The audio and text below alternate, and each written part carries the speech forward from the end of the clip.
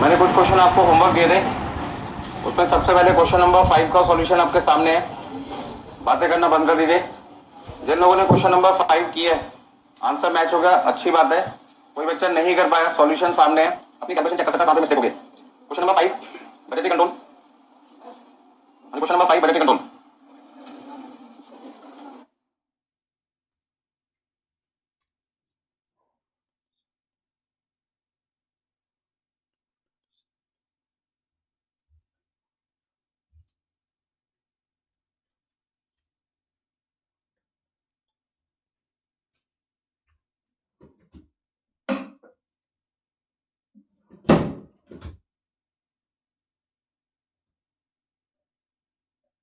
Question number 5 में कोई problem किसी को? फिफ्थ क्वेश्चन के बाद में जो लोग लिखने में आलस कर रहे हैं, फोटो खींच रहे हैं, फोटो खींच सकते हैं, सारी फैसिलिटीज अवेलेबल है यहाँ पे। और ये काम आपको एग्जाम में नहीं करना, 7 बार की फोटो खींच लो, बस लिख के आना पड़ेगा आपको। वैसे मोबाइल अलाउड नहीं होता, लेकिन बच्चे चोरी से ले जाते हैं उन बच्चों के लिए। फिफ्थ क्वेश्चन में मुझे लगता है डाउट नहीं आपको, और उसकी दो वजह से या तो बच्चे का हो गया या बच्चे ने किया ही नहीं है। तो कौन से सेकंड कैटेगरी में है? बच्चा सेकंड कैटेगरी में जिसने किया ही नहीं क्वेश्चन, सबने किया। अच्छा, नेक्स्ट क्वेश्चन नंबर देखिए, 6 क्वेश्चन नंबर। चलो, जिन्होंने नहीं किया उनको मैं सॉल्यूशन दिखा रहा हूँ। फोटो खींचना है, फोटो खींचिए, पर घर पे जाकर प्रैक्टिस जरूर करना। अच्छे नंबर लाने का एक तरीका प्रैक्टिस। एक बार मैंने पूरा सिलेबस कर लिया, कैसे कर लिया? तो क्वेश्चन आपने सॉल्व करा के देख के चला गया, उससे काम नहीं चलेगा। आपको कैसे पता लगेगा मैंने किसको मल्टीप्लाई किया, किसको प्लस किया, किसको डिवाइड किया, कौन सी वैल्यू कहां से क्वेश्चन से देखकर मैंने लिखी? ये तो तभी पता लगेगा जब आप खुद अपने आप से करेंगे। तो क्वेश्चन नंबर 6 आपके सामने। लेकिन नेक्स्ट क्वेश्चन नंबर मैं आपको यहाँ पे करवा रहा हूँ, 7 क्वेश्चन नंबर। 5 मिनट लगेगी, फटाफट से 7 क्वेश्चन का वर्किंग समझा देता हूँ, करना खुदा जिनका हो गया बहुत अच्छी बात है। क्वेश्चन नंबर 7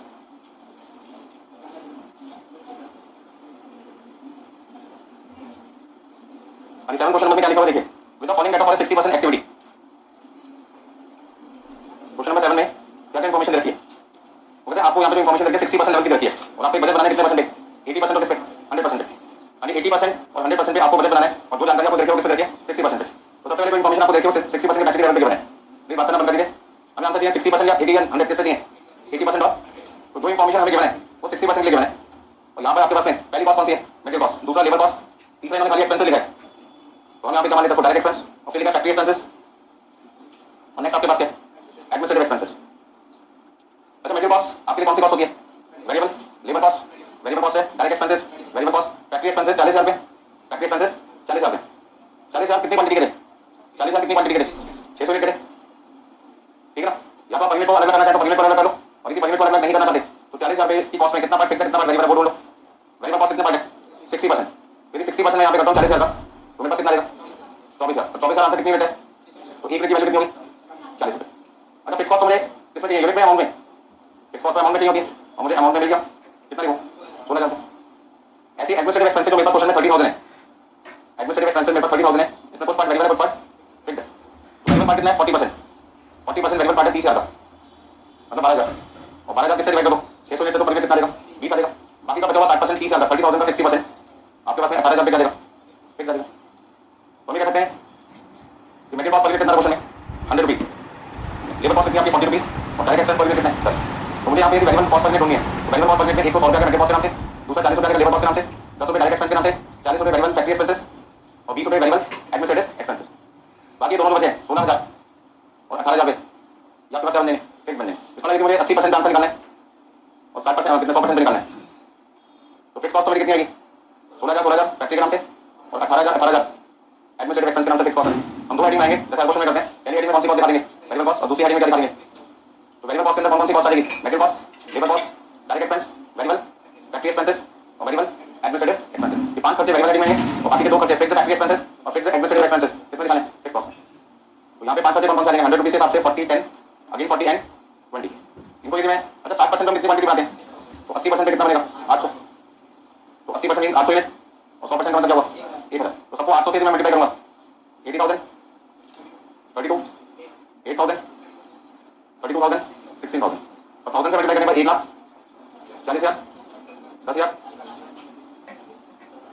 तो इस तरीके से आपकी टोटल कॉस्ट आ जाएगी। तो सबसे पहले आपको मेन कैलकुलेशन किसकी करनी है? जो गिवन कैपेसिटी लेवल देता है उस पर आपको वेरिएबल कॉस्ट और फिक्स कॉस्ट को अलग अलग पार्ट में डिवाइड करना है। एक बार डिवाइड हो गया तो 80%, 100% जो भी परसेंटेज होगी आप अपना आंसर उस पर निकाल पाएंगे। किसी को कोई दिक्कत इसमें? नोट कर लीजिए।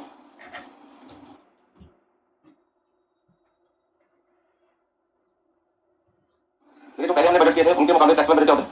आसान होता है, क्योंकि इसमें आपको अपनी कॉस्ट को दो कैटेगरी में बांटना है, फिक्स और किसमें? वेरिएबल। फिक्स फिक्स कॉस्ट में एक बार अमाउंट निकल गया तो हर अदर कैपेसिटी लेवल पे करेगा सेम रहेगा। वेरिएबल कॉस्ट में आपको पर यूनिट ढूंढना है और एक बार पर यूनिट मिल गया तो जिस कैपेसिटी के आंसर निकालना है उससे सब क्या करना है मल्टीप्लाई करना है। बाद में दोनों को क्या करो ऐड टोटल कॉस्ट आ जाएगी। और यदि क्वेश्चन में से कॉस्ट पूछा है तो नाम हो जाएगा फ्लेक्सिबल कॉस्ट बजट और यदि प्रॉफिट भी निकालना है तो नाम हो जाएगा फ्लेक्सिबल इनकम स्टेटमेंट कह सकते हो या फ्लेक्सिबल प्रॉफिट बजट कह सकते हो। क्वेश्चन नंबर 7 का रिमेनिंग पार्ट कर पाओगे वैसे मैं करके दिखा दिया आपको यहाँ पर। कितने लोग ऐसे जिनको भी पढ़ने की आदत नहीं है अभी ऐसा आगे डाल दो पढ़ने की यदि एक बार में बात समझो मत क्लास में समझाता हूँ आप भी कहेंगे सर डीट है हम भी डीट है ये वाली बात नहीं है तो रिजल्ट नहीं आएगा आपका तो जाओगे मेरे को लेट हो गई वो दोस्त तो आपके ऊपर डिपेंडेंट है कहाँ पढ़े थे आप पास होंगे तभी तो मैं बताएंगे वो समझ रही बात तो आपका बात होना मेरे लिए बहुत जरूरी है। कई लोग कहते सर हम नहीं जाते आपका कोई फायदा तो क्या कर सकते हिंदुस्तान में बड़ी दिक्कत है ना दूसरों का फायदा हो नहीं सकता अपना नुकसान कर लेंगे बड़ी ठीक है। चलिए आज का सबसे बढ़िया क्वेश्चन मैं सेकंड में शुरू करने जा रहा हूँ और कई बार एग्जाम में पूछा जाता है मेरी अब बिल्कुल बात करना बंद कर दीजिए सारा का सारा ध्यान अपनी बुक आपको मैंने प्रोवाइड किया उसमें रहिए बजट कंट्रोल आपका चैप्टर है आज लेक्चर नंबर 6 चल रहा है। इसमें सबसे पहला क्वेश्चन आज की क्लास में जो मैंने सिखा रहा हूँ क्वेश्चन नंबर 2 और इस क्वेश्चन में ऐसी क्या खास बात है कि एमसीक्यू से कई बार पूछ चुका है। तो क्वेश्चन पढ़ते हैं क्या लिखा है ड्रॉ अ फ्लेक्सिबल बजट कौन सा बजट पूछा अभी फ्लेक्सिबल बजट किसके लिए फॉर ओवरहेड एक्सपेंसेस तो बजट का नाम क्या होगा फ्लेक्सिबल ओवरहेड कॉस्ट बजट या ओवरहेड एक्सपेंसेस बजट भी बोल सकते हैं। पहले तो आपको नाम बताना चाहिए क्या लिखना चाहिए कि खाली फ्लेक्सिबल बजट भी लिख सकते हैं ज्यादा टेंशन मत कीजिए। On the basis of the following data determine the overhead rate at 70% 80% 90% plan capacity आपको अपना आंसर 70% 80% और किस पे देना है 90% पे देना है जिसमें से 80% का आपको आंसर दिया हुआ है तो फिर आपका काम क्या रहेगा सर 70% और किसका 90%। ऐसे क्वेश्चन जिसमें आपको टेबल बनी बनाई मिलती है सबसे आसान काम क्या होता है क्वेश्चन से पूरा फॉर्मेट कर लो कॉपी कर लीजिए और इमीडिएटली अपनी आंसर शीट पे कर लो पेस्ट कर लो। इनको आपको दे चुका हूं क्या करना आपको पूरा पूरा फॉर्मेट जैसे आपको दिखाई दे रहा है क्या कर लो कॉपी कर लो। देखिए मैंने भी आपके लिए कॉपी कर रखा है तो यहाँ पे मैंने नाम दे दिया फ्लेक्सिबल ओवरहेड कॉस्ट बजट। आप यहाँ पे फ्लेक्सिबल बजट भी लिख सकते हैं फ्लेक्सिबल ओवरहेड एक्सपेंसेस बजट भी लिख सकते हैं कोई भी नाम दे सकते हैं जिसमें मुझे 80% की इंफॉर्मेशन दे रखी है तो 80% की इंफॉर्मेशन मैं आपके सामने लिखूंगा। तो पहला खर्चा किस हेडिंग के अंदर आएगा variable overhead indirect labour and store 12000 और कितने 4000 टोटल आपका कितना देगा 16000। सेमी वेरिएबल के अंदर पावर 20000 रुपया पावर 20000 रुपया और रिटर्न कितना 2000 टोटल मिलाकर कितना देगा 22000 डेप्रिसिएशन 11000 इंश्योरेंस 3000 और सैलरी कितनी है 10000 तो तीनों का टोटल कितना देगा 24000। अब 16000 प्लस 22000 प्लस 24000 यदि मैं सबको प्लस करता हूं तो मेरे पास कितना देगा 62000 बस यहाँ पे मेरी टोटल ओवरहेड कॉस्ट आ गई 80% बजट पर। अब 80% के बाद मुझे आंसर किसका निकालना है 70% और किसका 90%। तो मेरे लिए इन तीनों में सबसे आसान कौन सा तरीका है कौन सी बात सबसे पहले निकालूं फिक्स कॉस्ट। फिक्स कॉस्ट का फायदा एक बार निकल जाए तो बाकी सब निकल दिए सेम तो जो फिक्स कॉस्ट आपकी 80% पे आई है वही सेम फिक्स कॉस्ट 70% पे भी होगी और वही सेम अमाउंट आपको किस पे लिखना है 90% पे भी लिखना है। तो सबसे बढ़िया मुझे फ्लेक्सिबल बजट में कौन सी कॉस्ट को लिखना अच्छा लगता है फिक्स कॉस्ट को बिना टेंशन के ठीक है ना। लाग ऐसा समझना कोई इनकम आपको बिना कमाए मिले वही इनकम होगी तरीके से वो तरीका होगा सिंपल।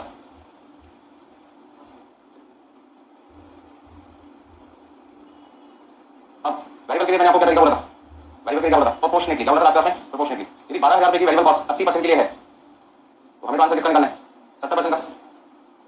यदि 12000 की वेरिएबल कॉस्ट 80% के लिए रखी है तो मुझे तो आंसर किसका निकालना है 70% का 90% का।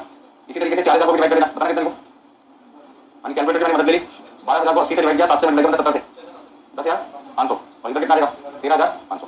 सेम ऐसे ही 4000 को 80% से डिवाइड कर दो और 70 से मल्टीप्लाई कर दो 3500 4500 यानी 3500 समझ में आया कैसे निकाला 4000 को 80% से डिवाइड करना है 80% से डिवाइड करना है और 70% से करना है मल्टीप्लाई तो आपके पास कितना आ जाएगा 14000 16000 और कितना आ गया 18।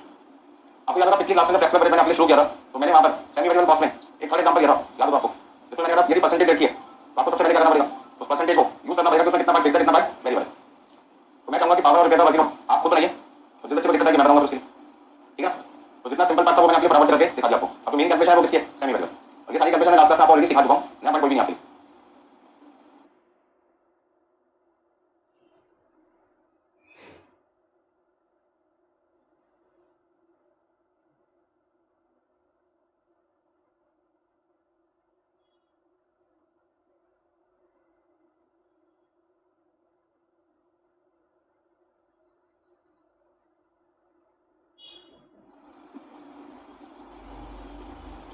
किसी बच्चे ने निकाला क्या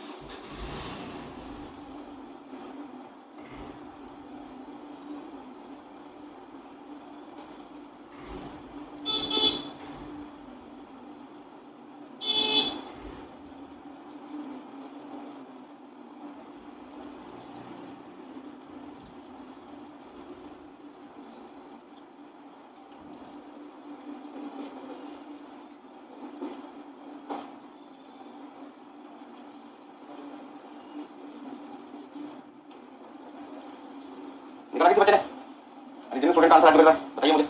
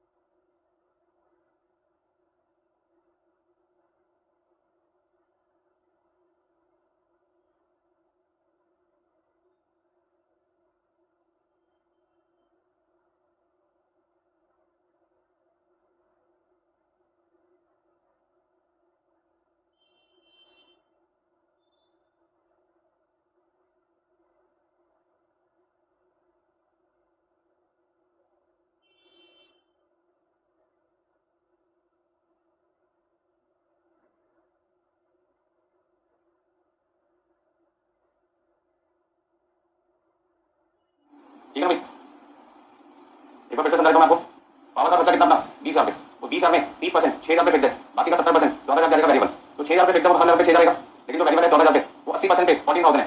तो 70% पे निकालने के लिए क्या करोगे? 14,000 को 80% से डिवाइड कर दोगे और 70% से मल्टीप्लाई कर दो, ऐसे यहाँ पे 90% से। तो अमाउंट आ जाएगा 12,250 एंड 15,750। तो आपका टोटल अमाउंट बनेगा 18,250 एंड 21,250। अच्छा सिमिलरली यदि रिपेयर चार्जेस की बात की जाए तो रिपेयर एंड मेंटेनेंस आपके पास में टोटल कितना है? 2,000 रुपये, 2,000 है। उसमें से 60% 60% फिक्स है, तो 2,000 का 60% 1,200, बाकी का 40% वेरिएबल कितना है? 800। तो 2020 में 60% फिक्स है, 40% वेरिएबल है। अब एक बार फिक्स निकल गया तो हर कैपेसिटी लेवल पे फिक्स अमाउंट करेगा सेम। बदलना सिर्फ इसको है, वेरिएबल पार्ट को। वेरिएबल पार्ट भी बहुत आसान होता है, जिस कैपेसिटी लेवल पे देखा उससे डिवाइड कर दो और जिस कैपेसिटी लेवल पे निकालना है उससे क्या कर दो? मल्टीप्लाई कर दो। तो यहाँ पे आ जाएगा 700, 900, टोटल 1900 और इधर आ जाएगा 2100। बोलो कोई दिक्कत इसमें? तो पिछली क्लास में एक एग्जांपल भी बताया था कोई। तो पावर कॉस्ट 80% पे 20,000 रुपये, 70% पे कितना देगा? 18,250 और 90% पे कितना देगा? 21,750। इसी तरीके से रिपेयर मेंटेनेंस का खर्चा 80% पे 2,000 है, 70% पे 1900 है और 90% पे कितना देगा? 2100। बराबर से नोट लीजिए।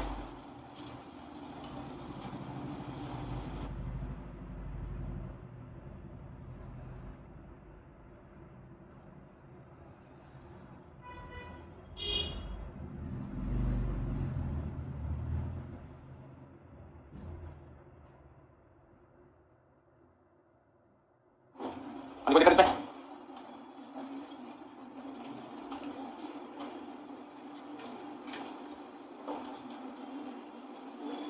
बाकी समझ में आ गया सबको? तो वैल्यू कितने कितने लिखनी है यहाँ पे?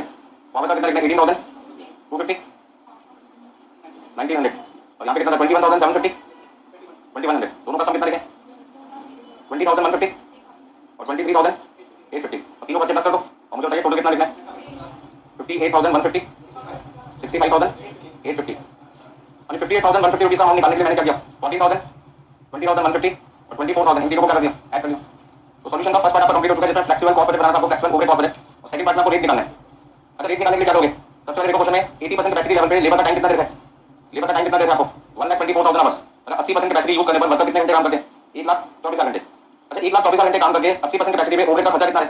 62,000। तो 62,000 का खर्चा 1,24,000 घंटों के लिए, तो 62,000 को 1,24,000 से डिवाइड कर दो, रेट कितना आएगा? 50 पैसे। तो हम ये कह सकते हैं 80% कैपेसिटी लेवल पर ओवरहेड का खर्चा 1 घंटे वर्कर के काम करने पर कितना आएगा? 50 पैसे आएगा, 50 पैसे। और ये आंसर मुझे 70% और किस पर भी चाहिए? 90%। और उसके लिए दिक्कत आ रही है कि जो टाइम 1,24,000 घंटे देता है वो तो कितने पे देता है? 80% कैपेसिटी पर। मुझे पहले से कन्वर्ट करना पड़ेगा किससे? 70% और किस पर? 90%। कम कैपेसिटी यूज करोगे तो वर्कर भी कम देर के लिए काम करेंगे, ज्यादा कैपेसिटी यूज करोगे वर्कर को ज्यादा देर काम करना पड़ेगा। तो यहाँ पे सबने नोट कर लिया? नहीं किया तो फटाफट से करो।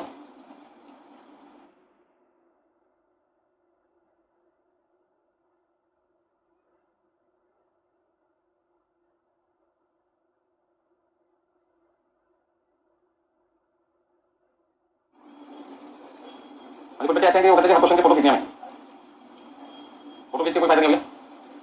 फोटो खींचने का शौक है तो पहले अपने रजिस्टर में लिख लो, उसकी फोटो खींच लो, क्या दिक्कत है? ठीक है ना?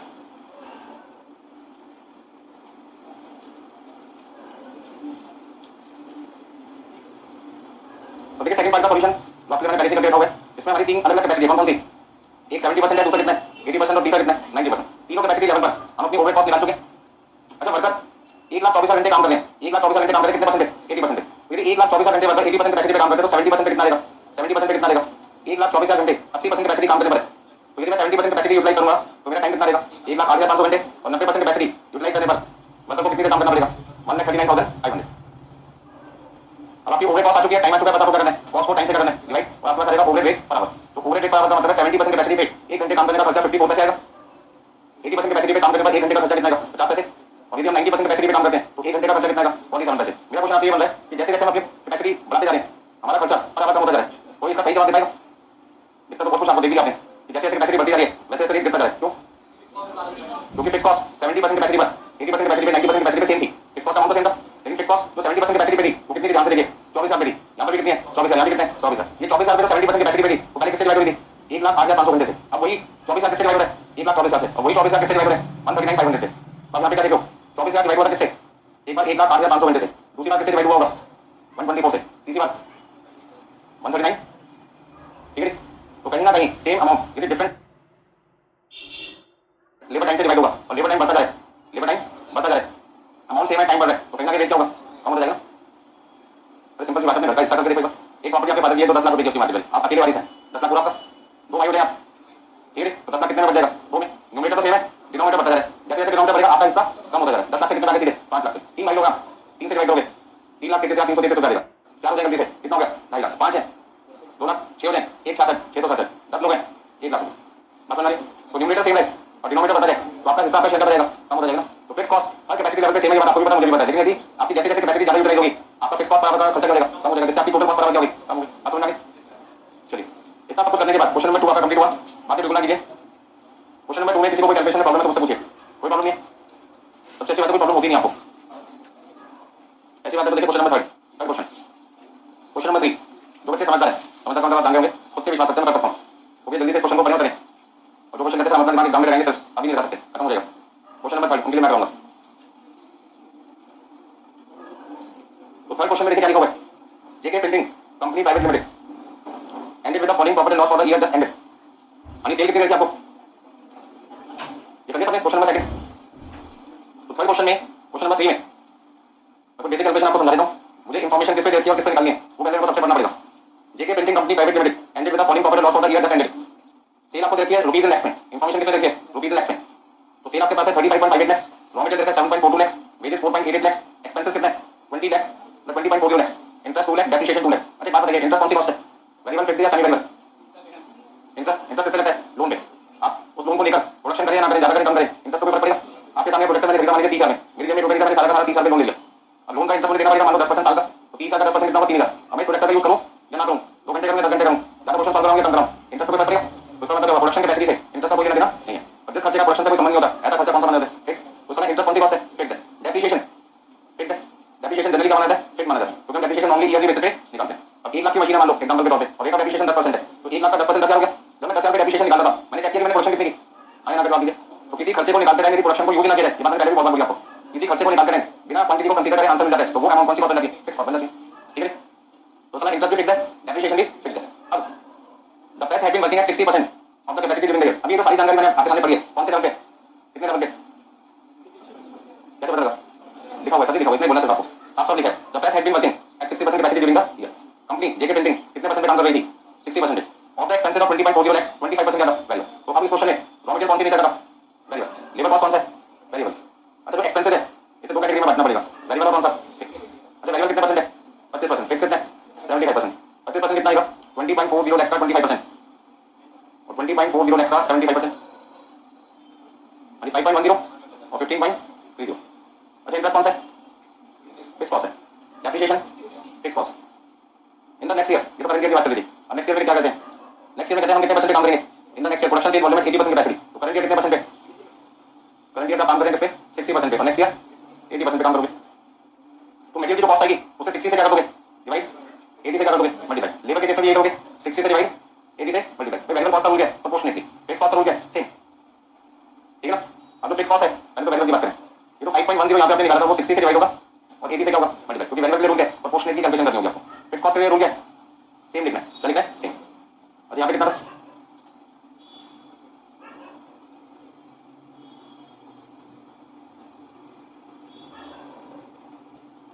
क्वेश्चन अभी खत्म नहीं हुआ, कहता फिक्स कॉस्ट आपकी 1.2 लाख से इंक्रीज हुई है। तो क्वेश्चन में मैंने नाम नहीं देखा कौन से फिक्स कॉस्ट इंक्रीज हो गया, इंटरेस्ट के नाम की डेप्रिसिएशन के नाम की। यदि इंटरेस्ट और डेप्रिसिएशन का नाम आइडेंटिफाई नहीं करा तो वो फिक्स कॉस्ट किसमें जुड़ी होगी, एक्सपेंस में। तो यहाँ पे अलग से कितने रुपए जोड़ दो, 1.20 लाख। क्वेश्चन के लास्ट में लिखा कि आपकी फिक्स कॉस्ट एक्सपेक्टेड इंक्रीज हो जाएगी कितनी, 1.20 लाख से। तो 1.20 लाख में फिक्स कॉस्ट तीन जगह दिखाई दे रही है मुझे, कहाँ पे, एक्सपेंसेस वाली फिक्स कॉस्ट, इंटरेस्ट वाली फिक्स कॉस्ट और डेप्रिसिएशन वाली फिक्स कॉस्ट। तो इन्होंने से क्या लिखा, फिक्स कॉस्ट इंक्रीज होगी, कौन सी फिक्स कॉस्ट बता नहीं रखा। तो मैंने इंटरेस्ट और डेप्रिसिएशन में भी लिख सकता था, मैंने कहाँ लिख दिया, एक्सपेंस में लिख दिया। तो क्वेश्चन में 1.20 लाख की फिक्स कॉस्ट बढ़ेगी, ये बता नहीं रखा कहाँ बढ़ेगी, तो मैंने इसे कहाँ पे ले लिया, एक्सपेंसेस में ले लिया। अब आंसर निकाल पाओगे, कौन सा बजट बनाना है, कौन सा बजट बनाना है, कौन सा बजट बनाना है, कॉस्ट बनाना है, प्रॉफिट बनाना है। कितने लोग कहते हैं प्रॉफिट बनेगा, यहाँ पे है कोई जो कहता है प्रॉफिट बनेगा। फिर जो लोग प्रॉफिट बोल रहे हैं वो सही जवाब दे रहे हैं, क्योंकि उन्होंने ध्यान से पढ़ा कि सही वैल्यू भी क्वेश्चन में दे रखी है और क्वेश्चन में प्रॉफिट और लॉस निकाल के दिया हुआ है। कई बच्चे आंखें बंद करके क्वेश्चन पढ़ते हैं, वो कहते हैं आंख खोल ली खराब हो गई, तो ठीक है ना, ये आंख भी बोल लो नहीं। यदि क्वेश्चन में मैंने लास्ट क्लास में भी बोला था, यदि सीन रखी है, कॉस्ट रखी है, प्रॉफिट रखा है, तो समझ लो कंपनी क्या कर रही है, प्रॉफिट एंड लॉस बजट बना रही है। क्या बना रही है, प्रॉफिट एंड लॉस बजट। तो आप यहाँ पे क्या लिख सकते हो, खाली फ्लेक्सिबल बजट, जिसको दिक्कत होती है ना वो सब क्या लिखे, फ्लेक्सिबल बजट, ऊपर मत लिखे। अब निकाल के आएगा प्रॉफिट, ऊपर लिखेगा कॉस्ट, आंसर कितना होगा प्रेजेंटेशन। तो बेटर ऑप्शन क्या है, सिर्फ क्या लिख दो, फ्लेक्सिबल बजट। तो इतना दिमाग पे जोड़ दो। तो जिन बच्चों ने सही जवाब दिया, ऐसे कुछ ही बच्चे थे, तो रिजल्ट भी क्या जाता है, कुछ ही जाता है, समझ गया। तो करके क्या बताओगे, फिर कहते मैं तो 100 नंबर का पेपर कैसे नंबर देने इंस्टीट्यूट को नहीं देता, करा सकते 100 नंबर होगा 80 90, क्या कर गया ये तो देखो, ठीक है। तो कई बार क्या होता है कि बंदा करके सबको सही आता है, लेकिन थोड़ा सा गलत आता है, कैलकुलेशन सारी सही है और लिख दिया थोड़ा बचाओ। तो थर्ड क्वेश्चन का सॉल्यूशन आपके सामने मैंने ऐसे करके रखा हुआ है, बस लाइन ड्रॉ करनी है यहाँ पर।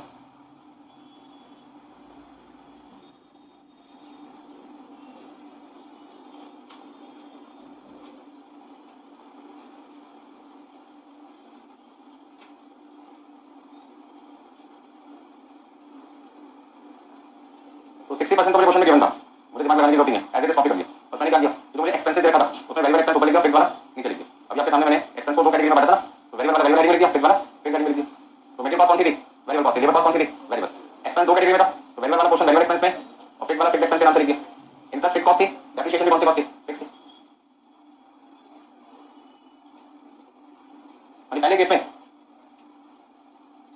मुझे 1.12 लाख का लॉस था, जो क्वेश्चन में दे रखा था। अच्छा 60% कैपेसिटी पे लॉस है और 80% कैपेसिटी पे प्रॉफिट है, ऐसा क्यों। इसका सिंपल जवाब आपका एग्जाम का क्वेश्चन पेपर है, जितना ज्यादा सॉल्व करके आओगे उतने ज्यादा नंबर आएंगे, बराबर से करोगे अच्छे नंबर से पास हो जाओगे। जितना कम करके आओगे पास होना भी मुश्किल हो जाएगा, दैट इज लॉस।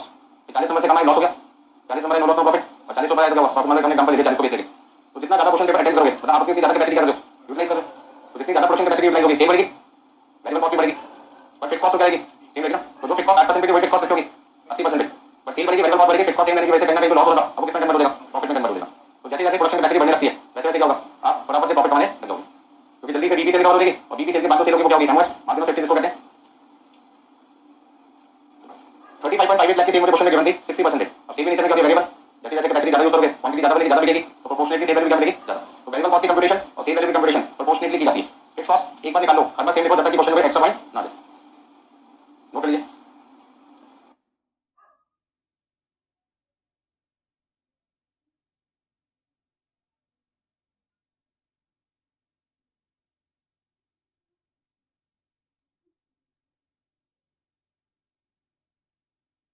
हाँ जी, कोई दिक्कत है इसमें किसी को,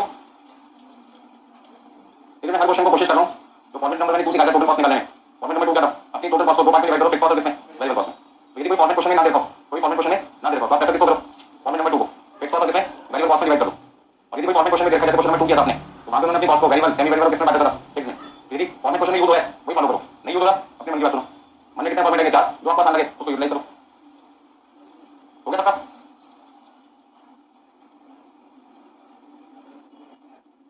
नेक्स्ट कौन सा करवाऊं बोलो, सिंपल क्वेश्चन करता हूं आपको मैं।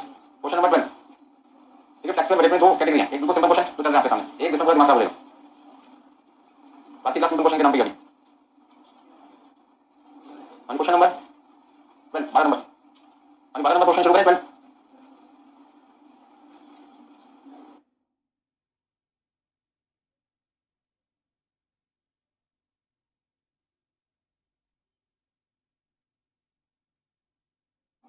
देखिए कोई भी कैलकुलेशन डायरेक्टली लिखो मत, कैलकुलेटर से जरूर कैलकुलेट करके देखो। फिक्स कॉस्ट के केस में तो चल जाएगा, वेरिएबल कॉस्ट के केस में प्रोपोर्शनेटली करना है, सेल के केस में भी करना है प्रोपोर्शनेटली।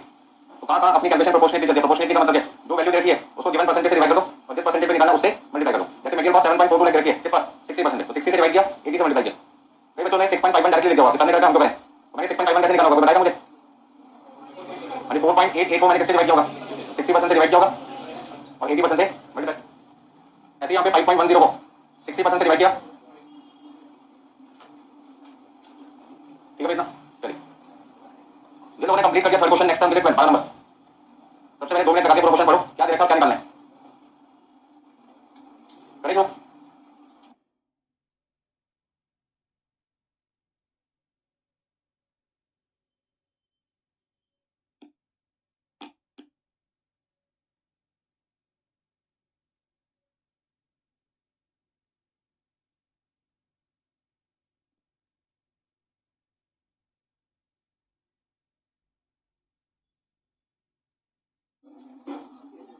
चलिए जबरदस्त क्वेश्चन आपके सामने क्वेश्चन नंबर 12 जबरदस्त इसलिए तो इसमें लिखना बहुत पड़ेगा मुझे और department of company x company का नाम है एक्स जिसमें डिपार्टमेंट है उसमें सेल कितनी देखिए 6 लाख रुपए कितने परसेंट पे 80% पे यदि 80% पे सेल 6 लाख रुपए तो 100% पे कितनी होगी 90% पे कितनी होगी 70% पे कितनी होगी निकाल सकते हैं 80 से डिवाइड कर देंगे और जिसका आंसर निकालना उससे मल्टीप्लाई कर देंगे जैसे हमने प्रीवियस क्वेश्चन में आपके सामने कर रखा है सेल निकाली थी ना 80% पे 60 से डिवाइड किया 80 से मल्टीप्लाई किया और बातें बिल्कुल ना कीजिए draw flexible administrative selling and distribution cost budget अच्छा बजट का नाम ही दे दिया लिखना है हेडिंग में flexible administrative selling and distribution cost budget कितना नाम लिख सकते हो जैसे लिख सकते हो फ्लेक्सिबल ओवरहेड कॉस्ट बजट लिख सकते हो या खाली फ्लेक्सिबल कॉस्ट बजट लिख सकते हो या फ्लेक्सिबल बजट लिख सकते हो लिखना क्वेश्चन जरूर है और यदि क्वेश्चन में नाम देखा तो वही तो एट 90% 100% ऑफ स्पेस 110% पे कितने परसेंट आंसर निकालना है तो इसके निकालना 90 100 और 110% पे तो उसके लिए सबसे पहले हमें करना पड़ेगा फॉर्मेट बनाना पड़ेगा अब फॉर्मेट क्वेश्चन में बनाना है देखा है पहली हेडिंग का नाम क्या था एडमिनिस्ट्रेटिव दूसरी हेडिंग का नाम क्या है सेलिंग और तीसरी हेडिंग का नाम क्या है डिस्ट्रीब्यूशन इन सबको यदि मैं लास्ट में प्लस करूं तो मेरे पास क्या आएगा बहुत सारी आपकी ठीक है ना यदि एडमिनिस्ट्रेटिव का टोटल चाहिए तो इन चारों का टोटल करना पड़ेगा सेलिंग का चाहिए तो इन चारों का करना पड़ेगा डिस्ट्रीब्यूशन का करना है तो इनका भी तीनों का करना पड़ेगा अब पॉइंट आता है कि जो सेल मुझे दे रखी है वो 80% पे रखी है तो यदि 80% पे सेल 6 लाख रुपए तो 90% पे सेल 6 लाख ज्यादा कैसे निकाली होगी मैंने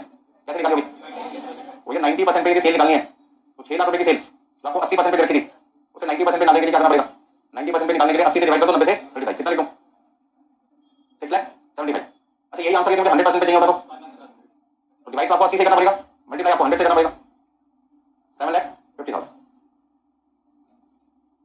बोलो भाई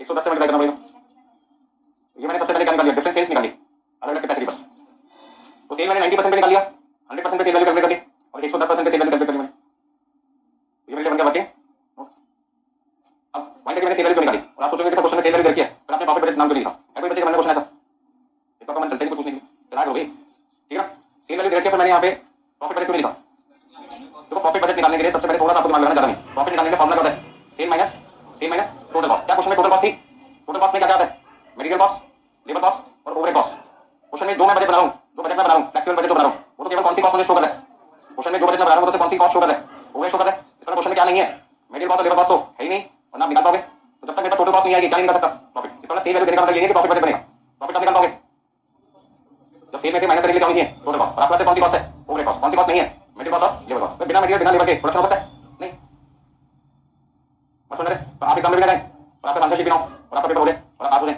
इसे कहते हैं चमत्कार होना तो होगा नहीं लोग जाके तो हो नहीं पाते बिना जाके सोचेंगे बात समझने की कोशिश कीजिए ठीक है ना जाएंगे पेपर को ढंग से पढ़ेंगे सही क्वेश्चन का आंसर सही लिख के आएंगे तभी तो कुछ होगा तो एग्जाम को थोड़ा समझें प्रॉफिट आप निकाल सकते हैं तो सेम में से क्या माइनस होगा टोटल कॉस्ट क्वेश्चन में क्या टोटल कॉस्ट 30 क्वेश्चन में नहीं पूछना चाहिए ना तो पूछे तो तुम पूछा करो कोई बच्चे मन में रखते हैं क्यों पूछो नजर लग जाएगी लोगों को लगेगा मैं इंटेलिजेंट हूं ऐसा कुछ नहीं भाई आपकी मदद से दूसरों का भी फायदा होता है ठीक है ना सबके लिए रिपीट करो अब मुझे क्वेश्चन में ये तो कंफर्म हो गया कि मुझे प्रॉफिट बजट बनाने को भी बोलता मैं नहीं बना पाता क्या देता है मेरे पास कौन सी कॉस्ट नहीं है मेरे पास लेबर कॉस्ट प्राइम कॉस्ट नहीं है तो बिना प्राइम कॉस्ट के आगे क्वेश्चन में प्रॉफिट निकालना पॉसिबल नहीं तो जल्दी से मैंने फ्लेक्सिबल बजट बनाया अब यहाँ पे पूरा नाम भी लिख सकते हैं flexible administrative comma selling and distribution overhead cost budget short में मैंने क्या लिखा है फ्लेक्सिबल बजट अब यहाँ पर मुझे क्वेश्चन में 90% पे सेल वैल्यू कितनी रखी है 6,75,000 100% पे मैंने कितनी निकाली है 7,50,000 110% पे कितना निकाले 8,35,000 और यहाँ पर ये होता है कि जब मुझे क्वेश्चन में प्रॉफिट निकालना ही है तो मैं सेल क्यों निकाल रहा हूँ तो उसका जवाब क्वेश्चन पढ़ के पता लगा एडमिनिस्ट्रेटिव एक्सपेंस में जो जनरल एक्सपेंस है वो लिखा 2% ऑफ सेल इसका मतलब खर्चा किस पे बेस्ड है सेल पे और यदि खर्चा सेल वैल्यू पे बेस्ड है सेल बढ़ेगी तो खर्चा भी बढ़ेगा इसका खर्चा कौन सी नेचर का हो गया वेरिएबल नेचर का तो यदि मुझसे पूछे जनरल एक्सपेंस कौन सी नेचर है जनरल एक्सपेंस कौन सी नेचर है तो मैं कहूंगा कि वेरिएबल क्योंकि वो किस पे बेस्ड है सेल पे सेलिंग कॉस्ट में सारे खर्चे सेल पे बेस्ड है तो सारे के सारे मैंने हाईलाइट पहले भी करके आपके लिए फिर से कर दिए और डिस्ट्रीब्यूशन में रेंट और अदर एक्सपेंसेस दोनों किस पे बेस्ड है सेल पे अब यहाँ पे हो गया दिमाग खराब मेरा तो रेंट बचपन से आज तक लोगों ने क्या करा मुझे बेस्ड होता है और यहाँ पे क्या लिखा है वेरिएबल ऐसे क्यों भी क्योंकि जो जगह हमने किराए पे दे रखी है हमने लैंडलॉर्ड से एग्रीमेंट कर रखा है हम आपका किराया फिक्स नहीं देंगे इसके हिसाब से देंगे सेल के हिसाब से तो एग्रीमेंट हमने क्या किया हम आपको महीने के 10,000 पे 20,000 लाख नहीं देंगे जो भी सेल वैल्यू का कितना देंगे 2% 4% 5% 10% तो जब सेल बढ़ेगी तो रेंट का अमाउंट भी बढ़ेगा सेल बढ़ेगी तो रेंट का अमाउंट भी बढ़ेगा तो उस केस में रेंट जो फिक्स कॉस्ट बन सकती थी क्या बन गई वेरिएबल तो उसका मतलब ये दो चीजें मैंने हाईलाइट कर रखी है ये सारे तो बन गए वेरिएबल बाकी सारे क्या बन गए फिक्स क्योंकि वो सेल पे बेस्ड नहीं इसका मतलब क्या हुआ एडमिनिस्ट्रेटिव कॉस्ट में हमें 80% पे ऑफिस सैलरी रखी कितनी 90,000 तो 90,000 बचे क्या रहेगी सेल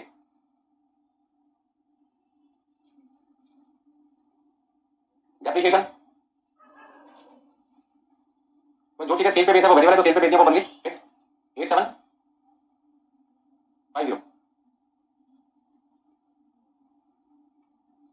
और आपको तो बताइए फिक्स अमाउंट हर प्रोडक्शन कैपेसिटी पर, चाहे वो 80% हो, 90 हो, 100 हो, 110 हो, सब पे करेगी। अच्छा, बाकी सारी चीजें निकालने के लिए आपको करना पड़ेगा, सेल का परसेंटेज निकालना पड़ेगा। तो पहले केस में जनरल एक्सपेंस 2% है, कितने परसेंट है? 2%। तो 2% निकाल दो, कितना आएगा? 6,75,000 का 2%, 6,75,000 का 2%, 13,500। 7.5 लाख का 2%, 7.5 लाख का 2%, 15,000। 8,25,000 का 2%, 16,500, 16,500। अब बाकी केस में निकालो, सैलरी 8% ऑफ सेल। कुछ खर्चे बाय डिफॉल्ट फिक्स होते हैं, लेकिन क्वेश्चन में हमको कहते हैं वेरिएबल मानो, तो फिर वेरिएबल मानना पड़ेगा।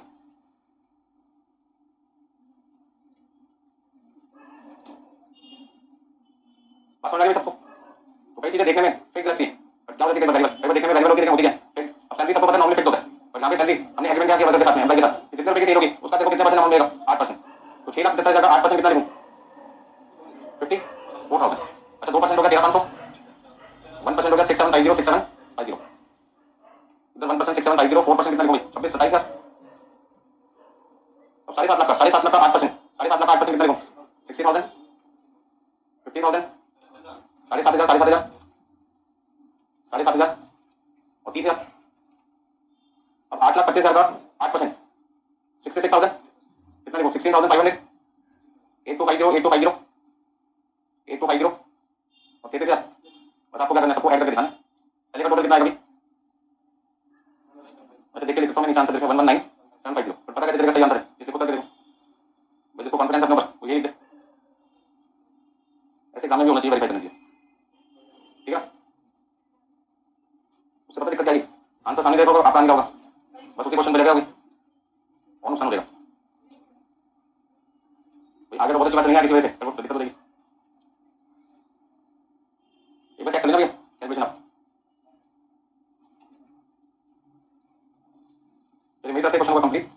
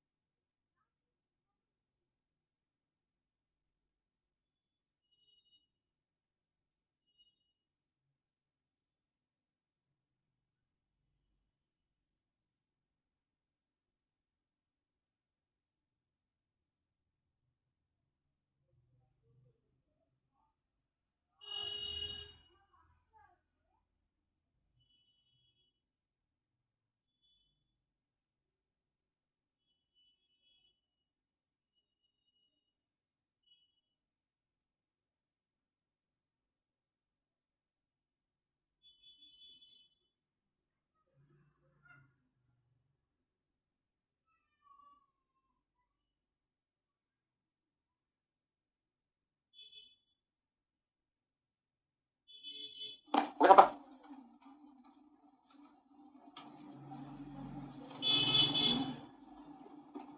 नेक्स्ट क्वेश्चन नंबर आपका है अगला क्वेश्चन नंबर 8 नंबर। तो अभी तक तो कोई डिफिकल्ट क्वेश्चन आए नहीं है, देखते हैं इसमें कोई खास बात है।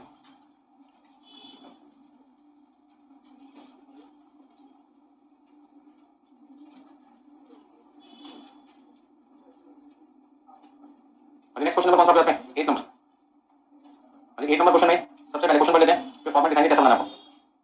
From the following information relating to the current year just ended, 2 साल अभी खत्म हुआ है उसकी जानकारी आपको क्वेश्चन में दे रखी है। मतलब मान के चलो 2022 चल रहा है तो 2022 की इन्फॉर्मेशन आपको दे रखी है। And condition expected to prevail in the next year, prepare the budget for next year. मतलब 2023 का बजट आपको बनाना है, यदि 2022 को करंट ईयर मान के चलते हैं तो इस समय 2022 चल रहा है, तो 2022 कौन सा होगा करंट ईयर? आंसर किसका निकलना है? 2023 का। 2022 में आपकी सेल वैल्यू कितनी है? 2023 में सेल वैल्यू कितनी है? 1 लाख रुपए। ब्रैकेट में क्या लिखा है? 40 में। बहुत अच्छा क्वेश्चन है, बहुत अच्छा क्वेश्चन है, वो बात बोल के समझ लो, बहुत अच्छा क्वेश्चन है, ठीक है ना? इसे बहुत कुछ सीखने को मिलेगा इस पर्टिकुलर क्वेश्चन से। ये कहते हैं आपकी जो सेल है 40,000 यूनिट पे कितनी है? 1 लाख। और अगले साल आपकी सेल 60,000 यूनिट पे कितनी होगी? 1 लाख। इसका मतलब क्या हुआ कि 1 लाख रुपए की सेल जब मैंने की थी तो 40,000 में बेची थी मैंने, अब यदि मैं 60,000 में बेचूंगा तो मेरी सेल कितनी आएगी? 1,50,000। क्या ऐसा हुआ? ये 1.5 लाख बनता है? हाँ ना, तो बोलो। जिन लोगों के पास कैलकुलेटर है भैया फटाफट से 40,000 से डिवाइड करें और 60,000 से मल्टीप्लाई करें, कितना दे? 1 लाख। इसका सेल को हमने प्रोपोर्शनेटली कैलकुलेट करके क्वेश्चन में दिया था, नहीं देखा तो क्या करते? ऐसे निकालते। तो अभी मैंने 1.5 लाख रुपए निकाल के दिया हुआ है, यदि 1.5 लाख अमाउंट ना होता तो मैं ऐसे निकाल सकता था। पहला point. Point number 2, material cost. मेरे पास में 53,000 रखी, मटेरियल कॉस्ट कितनी रखी? पॉइंट नंबर 1 क्या था? सेल। पॉइंट नंबर 2 क्या मेरे पास? Material cost. यानी जो मेरी मटेरियल कॉस्ट है वो 53,000 है, और ये 53,000 रुपीज का मैंने जो खर्चा किया था वो कितनी मिनट के लिए किया था? तो सर 1 मिनट को बनाने में कितने रुपए खर्च करने पड़े होंगे? 53,000 का खर्चा मैंने 40,000 रुपए बनाने के लिए किया था, और 1 मिनट मटेरियल का खर्चा कितना आएगा? 1.325। अब आप सोचोगे कि सर आपने यहाँ पे 4,500 से मल्टीप्लाई क्यों नहीं किया? कर दो, आपकी बात मान लेता हूँ। यदि मुझे 60,000 का आंसर निकालना है तो 60,000 से मल्टीप्लाई कर दो, कितना देगा? 79,500। लेकिन क्वेश्चन में नेक्स्ट ईयर में एक पॉइंट एक्स्ट्रा लिख दिया, रॉ मटेरियल नेक्स्ट ईयर में क्या लिखा प्रपोज में 5% प्राइस इंक्रीज का मतलब क्या कि जो मटेरियल आपको कितने का मिल रहा था 1.325 का मिल रहा था, जो मटेरियल आपको 1.325 का मिल रहा था वो प्राइस 5% का हो गया बढ़ गई। तो मेरे पास दो तरीके हैं क्वेश्चन को सॉल्व करने के लिए। पहला तरीका 53,000 को 40,000 से डिवाइड करो कितना आएगा 1.325, प्लीज आंसर समझिए और उसमें 5% क्या कर दो ऐड कर दो। सारा काम कैलकुलेटर आपको करके देगा, सिर्फ आपको क्या लिखना है कैलकुलेटर में पहले 1.325 लिखो 1.325 और उसमें प्लस प्लस का साइन लगाओ 5%, कुछ नहीं करना 1.39125 और इसको मल्टीप्लाई कर दो किससे इनटू 60,000, आपके पास आ जाएगा 83,475। बस समझ में आ गया। पॉइंट नंबर 2 में मैं अपनी मेटेरियल कॉस्ट ऐसे निकाल सकता था क्योंकि उन्होंने कहा था प्राइस को 5% बढ़ाने, तो पहले मैंने प्राइस निकाल दी 5% बढ़ा दिया, रिवाइज प्राइस कितनी आ गई 1.39125, कितनी मेटेरियल आंसर निकालना 60,000, तो 83,475 आ जाएगा। दूसरा तरीका जनरेट में नहीं पढ़ना, तो 53,000 का आंसर किसके लिए था 40,000 तो 60 के लिए कितना बचना 5% क्या कर दो सीधा सीधा कर दो, तो भी कितना आ जाएगा। जिसको जो तरीका अच्छा लगे वैसा करें, दोनों से आंसर सेम आना। पहले मैंने 60,000 का आंसर निकाल दिया फिर 5% जोड़ दिया, इस वाले में क्या किया था पहले 5% जोड़ा बाद में 60,000 से मल्टीप्लाई किया, काम बराबर किया। बस कितना है कि पहले वाले केस में 60,000 से पहले मल्टीप्लाई किया बाद में 5% प्लस किया, दूसरे वाले केस में पहले 5% प्लस किया बाद में 60,000 से मल्टीप्लाई किया। अब पॉइंट नंबर 3, पॉइंट नंबर 3 में क्या लिखा हुआ है पॉइंट नंबर 3 में लिखा है वेजेस 11,000 पे, नीचे दो पॉइंट आ गए, नीचे दो पॉइंट आ गए वेजेस में 10% increase in wage rate and 5% increase in productivity. ठीक है ये पॉइंट मैं आपको अच्छे से समझा दूंगा। यानी वेरिएबल ओवरहेड कितना है 16,000, लेबर को मैंने छोड़ दिया जगह ज्यादा चाहिए यानी पर पॉइंट छोड़ दिया लेबर कॉस्ट का भी। वेरिएबल ओवरहेड कितना भी आपका 16,000 रुपये कितनी में के लिए मुझे किस आंसर चाहिए 60 का, तो बढ़ाने की बात करें घटाने की बात करें कुछ करें नहीं, तो कितना लिखेंगे 24,000। अच्छा फिक्स ओवरहेड पहले से कितने 10,000, फिक्स ओवरहेड कितने 10,000 वो तो रहेगा यानी फिक्स ओवरहेड पहले से कितना था 10,000 वो तो आपकी 10,000 आएगा, फिक्स कॉस्ट तो सेम रहेगी। नीचे क्या लिखा है एडिशनल प्लांट आपने खरीदा 27,000 का, जिस पर डेप्रिसिएशन कितना लगेगा 10%, तो एक नया खर्चा आ गया आपके लाइफ में कौन सा डेप्रिसिएशन, जिसके बारे में पहले कोई जानकारी नहीं थी क्योंकि आप पहले काम करते थे कितने पर 40,000 यूनिट पे, आप किस पे काम करें 60,000, इतना 60,000 यूनिट बनाने के लिए 20,000 यूनिट और बनेगी, पहले बनी थी 40,000 कितने बन गया 60,000, तो 20,000 यूनिट बनाने की हो सकता है आपको एक नया प्लांट की जरूरत पड़े, उस प्लांट की कॉस्ट 27,000 रुपये 10% के हिसाब से खर्चा कितना आएगा, तो डेप्रिसिएशन का खर्चा वो 40,000 यूनिट पर नहीं था पर किस पे आएगा 60,000 आएगा। क्यों आया क्योंकि हो सकता है 40,000 यूनिट बनाने के लिए हम अपनी 100% कैपेसिटी मशीन की पहले यूज कर लो, जितनी मशीन आपके पास थी आप प्रोडक्शन कैपेसिटी बढ़ाएंगे तो हो सकता है आपको नई मशीन की जरूरत पड़ जाए, काम आपका सभी काम क्या कर पाओगे काम कर पाओगे मेरे से। तो जो चीज आपको मिल चुकी है वो तो लिख लो। तो सबसे पहले सॉल्यूशन की तरफ चलते हैं। क्वेश्चन नंबर 8 में मैंने यहाँ पर क्या लिखा है प्रॉफिट बजट को लिखा भाई क्योंकि मेरे पास सेल भी है टोटल कॉस्ट भी है, तो मैं यहाँ पर क्या निकाल सकता हूँ प्रॉफिट निकाल सकता हूँ। तो सेल अभी आपने कितने रुपए निकाली थी क्वेश्चन याद हो तो आपको, सेल आपने कितने रुपए निकाली थी 1,50,000 क्वेश्चन में गिवन थी। मेटेरियल कॉस्ट कैसे निकाला, मेटेरियल कॉस्ट निकालने के मैंने आपको दो ऑप्शन दिए थे, आसान तरीका कम मेहनत, पहला तरीका 40 के लिए 53,000 का मटेरियल लगा तो 60,000 के लिए कितना लगना चाहिए 5% प्राइस बढ़ाने की बात की थी 5% कर दिया बढ़ा दिया तो 83,475। लेबर में पॉइंट दो थे मैंने बात बताता हूँ आपको। वेरिएबल ओवरहेड वर्किंग नोट में निकाला था कितना 24,000, फिक्स ओवरहेड गिवन है कितना 10,000 और डेप्रिसिएशन 27,000 का 10% 2700। अभी बातें ना कीजिए, क्वेश्चन पे फोकस करें। अब इस क्वेश्चन को मैंने कहा बहुत अच्छा है, तो बहुत अच्छे में दो पॉइंट है, एक पॉइंट था मटेरियल का जो मैंने आपको समझाया और दूसरा बहुत बढ़िया पॉइंट कौन सा है लेबर का। यदि मैं आपसे कहूँ लेबर का अमाउंट बताओ 60,000 का तो कितने लोग आंसर निकाल पाएंगे, कोई हाथ नहीं निकालता, कम से कम कोशिश तो करो। ठीक है मन को तसल्ली दे दो, मैं कम से कम मैं कर सकता हूँ ट्राई किया लेकिन आंसर नीचे तो गिर गया, वो मैच नहीं कर, तो बाकी दोबारा ट्राई करो, कहीं गलती होगी आपसे। क्वेश्चन नंबर 8 में हिंट में मैंने वेजेस का अमाउंट निकाल के दिया हुआ है, तो इस क्वेश्चन का मेन पॉइंट क्या था वेजेस, बाकी सारे तो सिंपल पॉइंट है। तो डेप्रिसिएशन पहले नहीं था अब लगा, उसका रीजन मैंने आपको दे दिया, हो सकता है नई मशीन आप खरीदो जिसकी वजह से आपका खर्चा बढ़ गया डेप्रिसिएशन का। दूसरा मेटेरियल कॉस्ट पहले प्रोपोर्शनेटली निकाल लिया, फिर उसमें 5% प्राइस बढ़ाने की बात की थी, हमने 5% बढ़ा दिया। अब मेन पॉइंट आपके पास है लेबर कॉस्ट। लेबर कॉस्ट में दो पॉइंट आ गया आपकी लाइफ में, एक तो मतलब कहते हैं 10% वेजेस बढ़ा के दो, तो आप किसी को कुछ एक्स्ट्रा दोगे तो सामने वाला भी तो आपके लिए कुछ ना कुछ करेगा, एक्स्ट्रा करेगा ना। यदि मैं वर्कर को ज्यादा पैसे दूंगा तो वर्कर का क्या फर्ज बनता है मेरे लिए ज्यादा काम करके दे या नहीं।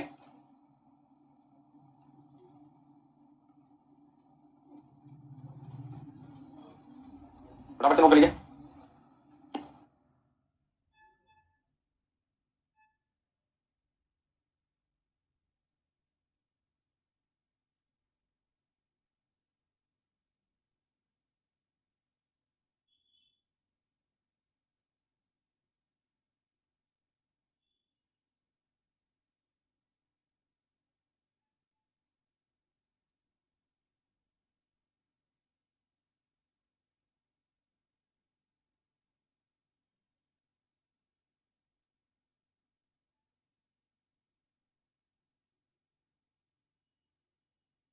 क्लास में चैंपियन है तो निकालेगा 11,000 कितना 17,286 रुपये की लेबर कॉस्ट, अभी ऐसा बंदा यार। देखिए लेबर कॉस्ट मुझे हिंट में देखी थी, क्योंकि एग्जाम में भी हिंट लिखा होता तो मैं बराबर से यहाँ पे कितना लिखता और अपना आंसर निकाल के काम खत्म करता, और मेरा आंसर आ जाता 12,530। ये आंसर मेरा कब आएगा जब मेरे पास क्वेश्चन में क्या मिले लेबर कॉस्ट। लेबर कॉस्ट मुझे क्वेश्चन में किस नाम से देखिए हिंट के नाम से, क्या आपको एग्जाम में हिंट मिलेगा नहीं, इसमें ये नहीं मिलेगा, ये नहीं मिलेगा आपको, तो काम रुक जाता। ऐसे केस में समझ आएगा अगला क्वेश्चन कर लो एग्जाम, और यदि पूरा करना चाहते हो तो लेबर कॉस्ट आपको समझना पड़ेगा कैसे निकलेगा। तो लेबर कॉस्ट क्या है, किसी को वर्किंग नोट करें तो मैंने बनाया था पिछले क्वेश्चन 1 के वर्किंग नोट बनाए थे, खाना कुछ तो बोलो, करो बराबर चलो, हो गए सबके। तो क्वेश्चन में आपके 6 पॉइंट थे, sale, material cost, labour cost, variable overhead, fixed overhead and additional depreciation. इसमें आपको एक अच्छा पॉइंट होगा मटेरियल का, दूसरा आपके सामने कौन सा आएगा, लेबर का। कोई बच्चा रहेगा नोट करेंगे, नोट करिए फटाफट से।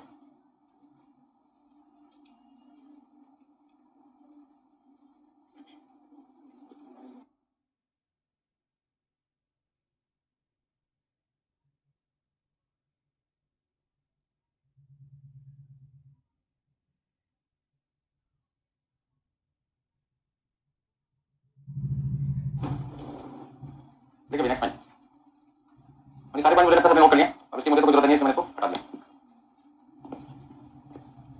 पॉइंट नंबर 3, लेबर कॉस्ट की बात चल रही थी। अब लेबर कॉस्ट की बात करते हैं क्वेश्चन में, तो सबसे पहले हमें यहाँ पे हेडिंग में क्या लिख दिया, लेबर कॉस्ट। अच्छा बात बताइए, तो लेबर कॉस्ट मुझे निकालनी है, किसकी निकालनी है, 40,000 यूनिट की 60,000 यूनिट की।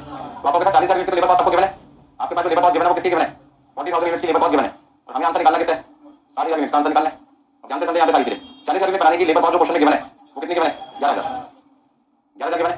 मुझे आंसर किसका निकालना है, 60,000 का। तो नॉर्मली हम क्या करते थे, 11,000 को 40,000 से डिवाइड करते थे, 60,000 से मल्टीप्लाई करते थे, तो आपका आंसर सीधा सीधा किसका आता था, 60,000। और इस क्वेश्चन में दो नए पॉइंट आ गए, जिसमें एक पॉइंट है प्राइस इन्फ्लेशन का, कि वर्कर को हम 10% वेजेस क्या दे रहे हैं, बढ़ाकर दे रहे हैं। इस पर जो अमाउंट निकल के आएगा वो कितना होगा, ये अमाउंट कितना होगा, 12,000, 16,500, और ये अमाउंट आएगा आपका 16,500। अच्छा वर्कर को जब हमने 10% वेजेस बढ़ा के देने की बात की, ध्यान से समझना, तो वर्कर कहता है ये वेजेस मुझे बढ़ाकर दे दीजिए। मैंने कहा ठीक है, 16,500 का 10% 1650 कर दो, ऐड कर दो, कितना आएगा, 16,500 में 10% वेजेस बढ़ाने पर वर्कर की वेजेस कितनी होगी, 18,150 रुपए बनी। यहाँ तक तो समझ में आ गई। दूसरा पॉइंट क्या लिखा है, दूसरा पॉइंट क्या लिखा है, क्वेश्चन में लिखा है 5% increase in productivity, 5% increase in productivity. जैसे ही वर्कर को हमने 18,150 रुपए दिए, वर्कर कहता है ये आंसर कितनी यूनिट का था, 60,000 का, बट हम आपको ये दाम 5% बढ़ा कर देंगे। मतलब ये जो लेबर कॉस्ट बन रही थी 18,150, अब तक कितनी यूनिट की थी, 60,000 की। वो कहते हैं आप हमें 10% वेजेस बढ़ा कर दोगे तो हम 5% आपके लिए प्रोडक्शन कर देंगे, बढ़ा देंगे। इंक्रीज इन प्रोडक्टिविटी का मतलब हम आपके लिए 5% प्रोडक्शन कर देंगे, बढ़ा देंगे। मतलब आपको प्रोडक्शन कितना कर देंगे, 23,000 यूनिट का। मतलब आप ये समझो कि जो लेबर कॉस्ट 18,150 रुपए अभी तक जारी थी, जब से हम सोचते थे लेबर कॉस्ट किसकी थी, 60,000। तब तक 60,000 यूनिट का माना जाता, 18,150 रुपए लेबर कॉस्ट का खर्चा 60,000 का तब तक माना जाता, जब तक ये पॉइंट ना लिखा होता, कौन सा, 5% इंक्रीज इन प्रोडक्टिविटी। तो जैसे ही 5% इंक्रीज इन प्रोडक्टिविटी आ गई, ये लेबर कॉस्ट 60,000 से किसका बन गया, 23,000 का बन गया। पर मुझे तो बजट किसका बनाना है, मुझे तो आंसर 60,000 का चाहिए, और मेरे पास लेबर कॉस्ट किसकी आ गई, मेरे पास लेबर कॉस्ट किसकी आ गई, 63 की। अब जो लेबर कॉस्ट मेरे पास है 18,150, वो तो 23,000 का, मुझे निकालना किसका है, 60,000 का, क्योंकि बजट तो मैं किसका बना रहा हूँ, 60,000 का। मुझे क्या करना चाहिए, 18,150 रुपए की लेबर कॉस्ट को 23,000 से डिवाइड करना चाहिए और 60,000 से मल्टीप्लाई करना चाहिए। तो कितना आएगा, 23,000 से आपने डिवाइड किया, 60,000 से मल्टीप्लाई किया, 17,286 रुपए की आपकी लेबर कॉस्ट आ गई। तो 17,286 की लेबर कॉस्ट आपके साथ दिखाई दे रही है। वो लिखने के बाद प्रॉफिट कितना देगा आपका, 1253 में। अभी कोई दिक्कत इसमें, पेपर समझ लेते हैं। पैसे 40,000 के लिए कितने रुपए दे रहा था, 11,000। तो 60,000 के लिए कितने देने चाहिए थे, 16,500। वर्कर ने कहा हमारी वेजेस बढ़ा दो, हमने कहा क्यों, वो कहते हैं हम आपकी प्रोडक्शन कर देंगे जरा, थोड़ा आप हमारा सोचो, हम थोड़ा आप ये सोचेंगे, मिलकर काम चलेगा ना। तो वर्कर को हमने कहा दिया 10% एक्स्ट्रा अमाउंट, वर्कर ने क्या दिया, हमारे लिए 5% प्रोडक्शन बढ़ा दिया। मतलब 10% एक्स्ट्रा पैसा लेके वो हमारे लिए 5% प्रोडक्शन कर दें, बढ़ा दें। तो जो लेबर कॉस्ट 18,150 रुपए जाना चाहिए था 60,000 यूनिट का, वर्कर ने 5% प्रोडक्शन उसी लेबर कॉस्ट में कर दिया, बढ़ा दिया। हमारा तो फायदा हो गया। अभी तक ये पैसे मेरी जेब से जा रहे थे 18,150 किसके लिए, 60 के लिए। अब ये लेबर कॉस्ट 60,000 के लिए किसका बन गया, 63 का। पर मुझे आंसर किसका चाहिए, 60,000 का। तो क्या करना पड़ेगा, 18,150 रुपए लेबर कॉस्ट 63,000 यूनिट की है, तो 60,000 का आंसर निकालेंगे, 63 से डिवाइड कर दिया और 60 से मल्टीप्लाई कर दिया, बस होना नहीं। तो यहाँ पे मेथड 1 से हम क्या कह सकते हैं, रिवाइज द लेबर कॉस्ट 18,150 है किसकी, 23,000 की। तो हमें आंसर किसका चाहिए था, तो कितना देगा, 17,286 रुपए। ठीक है, इसी आंसर को निकालने के लिए हम बहुत तरीका अपना सकते हैं।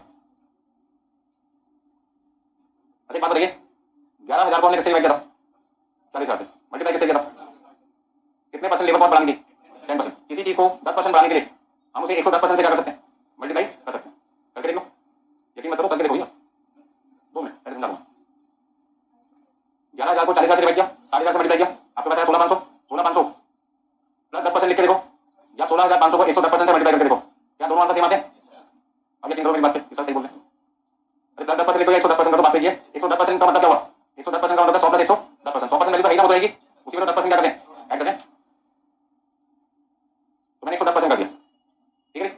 अब ये जो लेबर कॉस्ट आई है 18,150, अभी आपने कैलकुलेशन करके देखोगे आंसर किसका है, 18,150 है, कितनी यूनिट का, 23,000 का। तो मुझे क्या करना पड़ेगा, ये जो प्रोडक्शन है वो 5% बढ़ के जिस क्वांटिटी से मैं डिवाइड कर रहा हूं, जिस क्वांटिटी से डिवाइड कर रहा हूं, वो क्वांटिटी ओरिजिनल क्वांटिटी में कितने परसेंट ज्यादा है, 5% ज्यादा है। मतलब 105% से क्या कर दो, डिवाइड कर दो। मतलब जो इतने झंझट में नहीं पड़ना चाहता, वो तो सारा काम किसको जाना चाहिए, कैलकुलेटर में। भाई इंक्रीज इन प्रोडक्टिविटी का मतलब क्या, 5% प्रोडक्शन बढ़ गई। तो ये जो आंसर निकला था वो 100% के लिए निकला था, इसलिए निकला था 100 के लिए। मुझे किसलिए चाहिए, 105% से डिवाइड करके वापस उसे किस करना है, 100%। यदि मैं 105% से डिवाइड नहीं करूंगा तो ये आंसर 63,000 यूनिट का बन जाएगा, किसका बनेगा, 63,000 का। मुझे किसका चाहिए, 60,000 का। तो 63,000 का मतलब 63,000 60,000 से 3,000 ज्यादा है, और 3,000 कितने परसेंट ज्यादा है, 5%। तो 105% से क्या कर दिया, जब आंसर मैच करते नहीं करता। तो आगे से इतना टाइम पास नहीं करना एग्जाम में,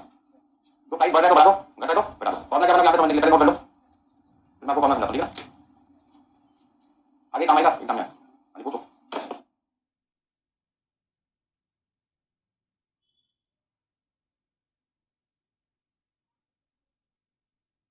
अभी भाई साहब कह रहे हैं कि सर आपने A into B into C into D, सुन लो, ए बी सी डी लिखा, ठीक है ना, किसी भी चीज को पहले मल्टीप्लाई कर दो, किसी को बाद में मल्टीप्लाई कर दो, किसी को कोई फर्क नहीं पड़ना। आप कहते हैं सर 11,000 में पहले 10% ऐड कर दो, फिर बाद में इसको 60,000 से मल्टीप्लाई कर दो, फिर इसे 40,000 से डिवाइड कर दो, एक ही बात है।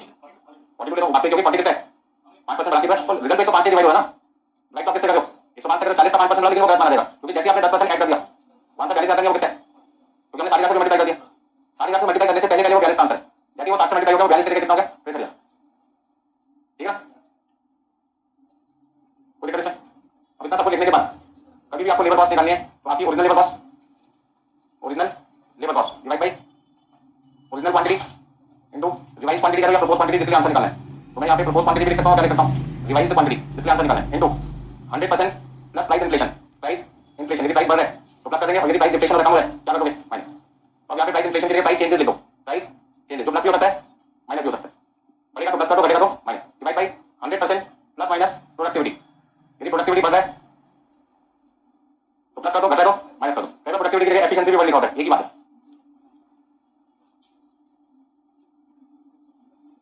इस पर एक एग्जांपल तो बनता ही है आपके लिए, जो आपको करके दिखाना चाहिए। और क्वांटिटी आपके पास में पहले थी 50,000 ओरिजिनल क्वांटिटी, रिवाइज क्वांटिटी, भाई बच्चे पता नहीं मन में गुड़ करते रहे, बंद कर दो भैया, मुझे सुनाई नहीं देता, मेरी मन की इच्छा चलती है, क्या बोल रहा हूँ बंदा। 50,000 और मैंने कितना लिखा, 60,000 क्वांटिटी। अब तो लेबर कॉस्ट यहाँ पे मान लीजिए 1 लाख रुपए, ये लेबर कॉस्ट निकालनी है, और यहाँ पे 2 पॉइंट लिखा है, price decrease by 10%, efficiency decrease by 5%। आपको यहाँ पे 60,000 यूनिट की लेबर कॉस्ट निकालनी है, ठीक है, कोई बोलता हुआ नजर आएगा तो सीट चेंज करनी पड़ेगी मुझे मजबूर है, बहुत मेन पॉइंट चल रहा है टॉपिक का, फ्लेक्सिबल बैठो, यहीं पे आप नाराज नहीं कर रहे, ठीक है। मेरा क्या जा रहा था, क्वेश्चन करता हूँ, अगले क्वेश्चन पे चलता, और एग्जाम में भी आपका रिजल्ट अच्छा नहीं आया तो काम भी कर जाएगा मतलब फ्यूचर, ठीक है। तो फटाफट से फॉर्मूले को समझो, और कोई है क्लास में ऐसा बच्चा जो सही आंसर देने की इच्छा रखो, पहले इच्छा क्यों आपकी, बताओ बताओ। हाँ 3 1, बच्चा बोला 1,13,684 है किसी का आंसर, ये कितने लोगों का आंसर 1,13,684, 1 2 3 4 5, जिन्होंने बोला मिला के 6, लास्ट में 7 8 9 निकाला, या बस आधा धीरे धीरे करते जाओ। फॉर्मूला आपके सामने है, क्वेश्चन आपके सामने से वैल्यू पुट करनी है, यदि वैल्यू पुट नहीं कर पाए तो एग्जाम में क्वेश्चन होगा नहीं, और ये फॉर्मूला से इसी लेनी है, ऐसे बहुत सारे क्वेश्चन एग्जाम में पूछ सकते हैं, इसमें कोई चीज बढ़ेगी कोई चीज घटेगी, हो सकता है एक घटे दूसरा बढ़े। फॉर्मूले के हिसाब से ओरिजिनल लेबर कॉस्ट कितनी है, देखो 1 लाख रुपए, सब कुछ मैंने आपके सामने लिखा, सिर्फ आपको सावधानी से फॉर्मूला इस्तेमाल करना है। ओरिजिनल क्वांटिटी कितनी है 50,000, मल्टीप्लाई किससे किया, रिवाइज क्वांटिटी 60,000, ब्रैकेट लगा दो, ब्रैकेट लगा दो यहाँ पे इनटू 100% प्लस प्राइस इन्फ्लेशन, यदि प्राइस बढ़ता है तो प्लस करेंगे, डिफ्लेशन है तो माइनस, आपके सामने लिखा प्राइस डिक्रीज बाय 10%, प्राइस बढ़ गई बढ़ाएंगे या घटाएंगे, तो यहाँ पे 100 में से 10% प्लस करना माइनस करना है, कितना आएगा 90%। अब प्रोडक्टिविटी वाला एफिशिएंसी यहाँ पे कर रही है 5% घटी, कितना लिखोगे, बस आंसर निकाल दो, यही आंसर है क्या, तो ठीक है। ठीक है, सबके पास ना इक्वल माइंड होता है, सबका बराबर दिमाग होता है, कई लोग सोचते हैं कि होशियार ही नहीं लगा, ऐसा कुछ नहीं होता, आपकी इच्छा जो बढ़ेगा उसको याद मतलब माइंड यूज करना चाहते नहीं चाहते, ठीक है ना। शादी में लोग कैसे लुटाते हैं, एग्जाम्पल को ध्यान से सुनो, सबकी इच्छा होती है कि वो 2,000 करोड़ जिसने लुटाए मेरे पास आ जाए, बड़ा अमाउंट है, इच्छा से काम नहीं चलेगा ना, जाना पड़ेगा उसको लूटने के लिए, ठीक है ना। उसका तरीका क्या है, 5 के 10 नोट ले लो, उसको लुटाओ, लोगों का जाओ उस पे 2,000 नोट आपके पास, तरीका तो ढूंढना पड़ेगा भाई, नहीं समझ आ रही, और ज्यादा एक्टिव है, 10 के 10 नोट ले लो, 100 पे जाएंगे, 2,000 का 1,900 का फायदा, तरीका ढूंढना पड़ता है हमको भाई, एक नोट की जगह 10 नोट पे लोगों का ध्यान क्या होगा ज्यादा, तब तक समझ में आएगा कौन सा नोट क्या तब तक होगा जेब में, ठीक है ना। आगे से पैसे कमाने का तरीका बताया मैंने आपको, 2 नोट भी आ गया, 1,900 कितना हो गया, अब तो शादी में फ्री में खाना भी हो जाएगा, पैसे भी देगा, नाम भी हो जाएगा, और फिर भी बच जाएंगे, तरीके ढूंढने पड़ते हैं। एग्जांपल से मैं आपको क्या समझा रहा हूं, तरीके ढूंढने पड़ते हैं, बड़ा सलाम आ गया। अब कितने लोग अप्लाई करेंगे फॉर्म देखो, कोई नहीं करेगा, सब करेंगे बताएगा कोई नहीं, चलिए। एक क्वेश्चन के बाद आप कौन सा करना चाहेंगे हम, देखिए 13 क्वेश्चन 13 नंबर, ये सेम क्वेश्चन आपका मार्जिनल कॉस्टिंग चैप्टर में भी है, और ये सेम क्वेश्चन आपका बजट कंट्रोल में भी है। क्वेश्चन नंबर 13, फॉर्मूला सबको समझ आ गया, घर जाके 5 या 6 बार रोज लिखना है अगले 10 दिन तक, बहुत इंपॉर्टेंट फॉर्मूला एग्जाम के लिए, ठीक है। बता दो सबको, चलिए कराने देता हूं जरा। क्वेश्चन नंबर 13, अगला क्वेश्चन आपके सामने आ चुका है, 13 क्वेश्चन नंबर, 13 क्वेश्चन में क्या लिखा हुआ दिखाई दे रहा है, factory is currently working at 50% capacity, एक फैक्ट्री अभी 50% कैपेसिटी पे काम कर रहे हैं, कितनी यूनिट बना रहे हैं, 10,000 यूनिट बना रहे हैं, 10,000 यूनिट कितनी क्षमता को रिप्रेजेंट कर रहा है, 50%, मतलब 1 लाख यूनिट हो गई, 100% का मतलब, अरे 50,000 यूनिट सॉरी 20,000 10,000 यूनिट की 50% है तो 100% कितनी होगी, 20,000 डबल होगी, तो 20,000 यूनिट 100% होगी। यूनिट कॉस्ट का मतलब क्या है, एक यूनिट की कॉस्ट आपको देखिए 180 रुपए, मतलब एक यूनिट बनाने में कंपनी की टोटल कॉस्ट 180 रुपए लग रही है, जिसका आपको बेकअप भी दे रहा है मटेरियल 100 रुपए, लेबर कितना 30 रुपए, फैक्ट्री हो गया 30 रुपए और एडमिनिस्ट्रेटिव कितना है 20 रुपए। इन चारों का टोटल 180 बनता है। सेलिंग प्राइस 200, इसका प्रॉफिट मार्जिन कितना है 20 रुपए। तो जब मैं 50% कैपेसिटी पे 10,000 में बेच रहा था, मेरा प्रॉफिट 20 रुपए के हिसाब से 10,000 रुपए कितना था 2 लाख। तो पहला आंसर को मैच हो गया 2 लाख लिखा हुआ है। आगे क्वेश्चन पढ़ते हैं। यहां से आपका मेन पॉइंट शुरू होता है। If the capacity is increase by if the capacity is increase to लिखा है, नहीं लिखा है 2 इंक्रीज टू 60%, मतलब अब आप अपनी कैपेसिटी 50% से किस पे जा चुके हैं 60%, मतलब 10% कैपेसिटी आपकी जाओगे इंक्रीज 50 का 10 कितना हो गया 60 हो गया। ऐसे में मटेरियल की कॉस्ट जो पहले 100 रुपए थी वो 2% बढ़ गई, तो आपको मटेरियल आपको 100 रुपए की जगह कितने का मिलेगा 102 का मिलेगा। बट ऐसे में आपको अपने प्रोडक्ट की सेलिंग प्राइस फॉल बाय 2%, 2% करनी होगी, कम करनी होगी। फिर कस्टमर आपका सामान ज्यादा क्यों खरीदेगा, कस्टमर आपका सामान ज्यादा क्यों खरीदेगा जब प्राइस कम होगी। तो यहाँ पे हमने क्या किया, अपनी कैपेसिटी 50% से 60% जाने के लिए हमने अपना सेलिंग प्राइस 2% क्या कर दिया, घटा दिया। तो जो सामान 200 रुपए में बेच रहे थे 2% 4 पे क्या कर दो 200 का 2%, 4 पे सेलिंग प्राइस का कम 196 होगी। तो मटेरियल आपका 102 रुपए का हो गया और सेलिंग प्राइस 200 से घटकर कितनी आ गई 196। एट 80% कैपेसिटी 80% कैपेसिटी पे यदि काम करते हैं तो मटेरियल 5% महंगा हो जाएगा। 100 रुपए वाला सामान कितने का हो जाएगा 105 का, और सेलिंग प्राइस 5% कम हो जाएगी। 200 वाला सामान 5% 10 रुपए कम हो जाएगा 190 रुपए। You are required to work out the total cost and profit for 3 capacity level. यहां पर मुझे प्रॉफिट निकालना है अलग अलग कैपेसिटी पर, मतलब कौन सा बजट बनाना है, flexible cost and profit budget बोल सकते हो, या खाली फ्लेक्सिबल बजट भी बोल सकते हो। कॉस्ट को निकालनी है, साथ में क्या निकालना है प्रॉफिट। तो प्रॉफिट निकालने के लिए क्या जरूरी होता है, कॉस्ट को निकालना। तो 50% पे 60% को किसका आंसर निकालना है 80%। तो देखो आपके लिए कुछ चीजें लिख के रखी हुई मैंने टाइम बचाने के लिए आपको। यानी इन्फॉर्मेशन जो मुझे क्वेश्चन में दे रखी थी वो 50% की दे रखी थी, तो मैं ब्रैकेट में लिख भी देता हूं कि मुझे यहां पे कैलकुलेशन किसकी करके दी हुई है 50% की। लिखना बाद में तो पहले आपको समझ में आ जाए।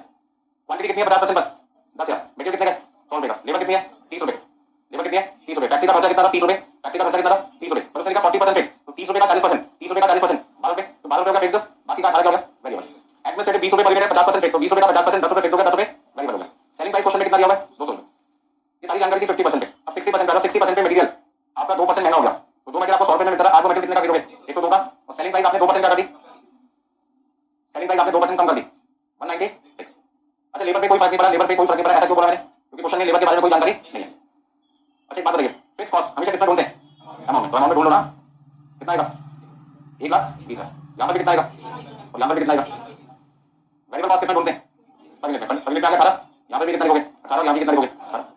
फिक्स कॉस्ट किसमें निकालते हैं निकाल दो फिर, एग्जाम में अपने आप से पूछना कौन सी किसमें निकालते हैं, जो जवाब मिले वही करना। वेरिएबल कॉस्ट किसमें ढूंढनी है पर यूनिट आ चुका है सेम रहेगा। अच्छा क्यों सेम है, क्योंकि क्वेश्चन में labour cost factory overhead administrative overhead में कुछ बड़ा या कुछ घटा ऐसी कोई जानकारी नहीं दे रही। इसी क्वेश्चन को और डिफिकल्ट बनाना था, हो सकता है लेबर कॉस्ट 10% बढ़ गया 5% बढ़ गया, ऐसा कुछ लिखा हो सकता था। अब 80% कैपेसिटी पर आपका मटेरियल 5% इंक्रीज हो गया 105 रुपए हो जाएगा, और सेलिंग प्राइस 5% 5% आपने रिड्यूस कर दी, डिक्रीज कर दी, फॉल करना कम होना 100। अब बजट बना पाओगे क्या आप 50% 60% 80% पे फ्लेक्सिबल बजट बना पाओगे। तो यहाँ पर आपको क्या निकालना है प्रॉफिट निकालना है, जिसलिए टोटल कॉस्ट निकालनी पड़ेगी पहले, और टोटल कॉस्ट निकालने के लिए काम करो। पहली कॉस्ट ले लो वेरिएबल कॉस्ट, दूसरी कॉस्ट ले लो फिक्स कॉस्ट, तीसरा क्या रहेगा टोटल कॉस्ट, और सेम में से टोटल कॉस्ट कर दो माइनस कर दो। प्रॉफिट निकालने के बहुत सारे फॉर्मेट है।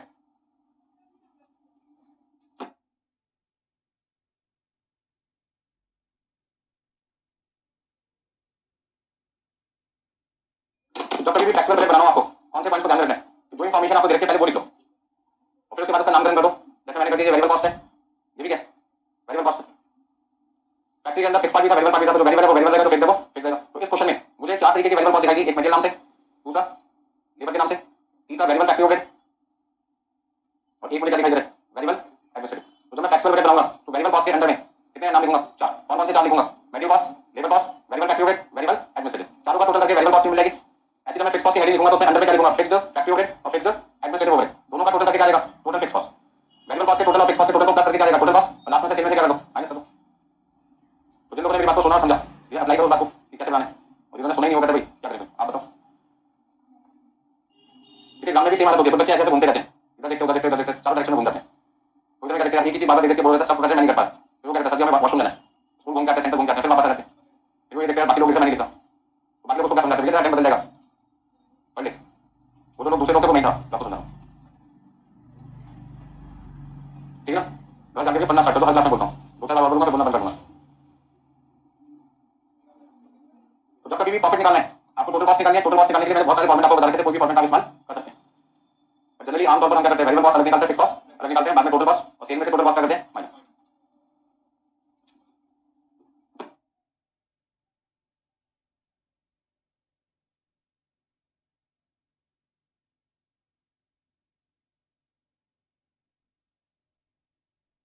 सभी बच्चों ने नोट कर लिया। देखो आपने मैंने कितना अच्छा काम रखा, बजट का फॉर्मेट भी बना रखा, अब तो कुछ कर लो ठीक है ना। खाना बना भी दिया, खाना परोस भी दिया, आपको खा लो ना, तो आपको सर तो मैं 6 महीने का बच्चा हूँ आप ही खिला दो, खिलाने का मतलब है कि सॉल्यूशन भी मैं करके दूँ। पैसे कमाने का तरीका मैंने आपको बहुत बढ़िया बता दिया, 100 रुपये लगा के आप 2,000 कमा सकते हैं ठीक मिनट के लिए बैक कर दूं, लो बैक कर दिया।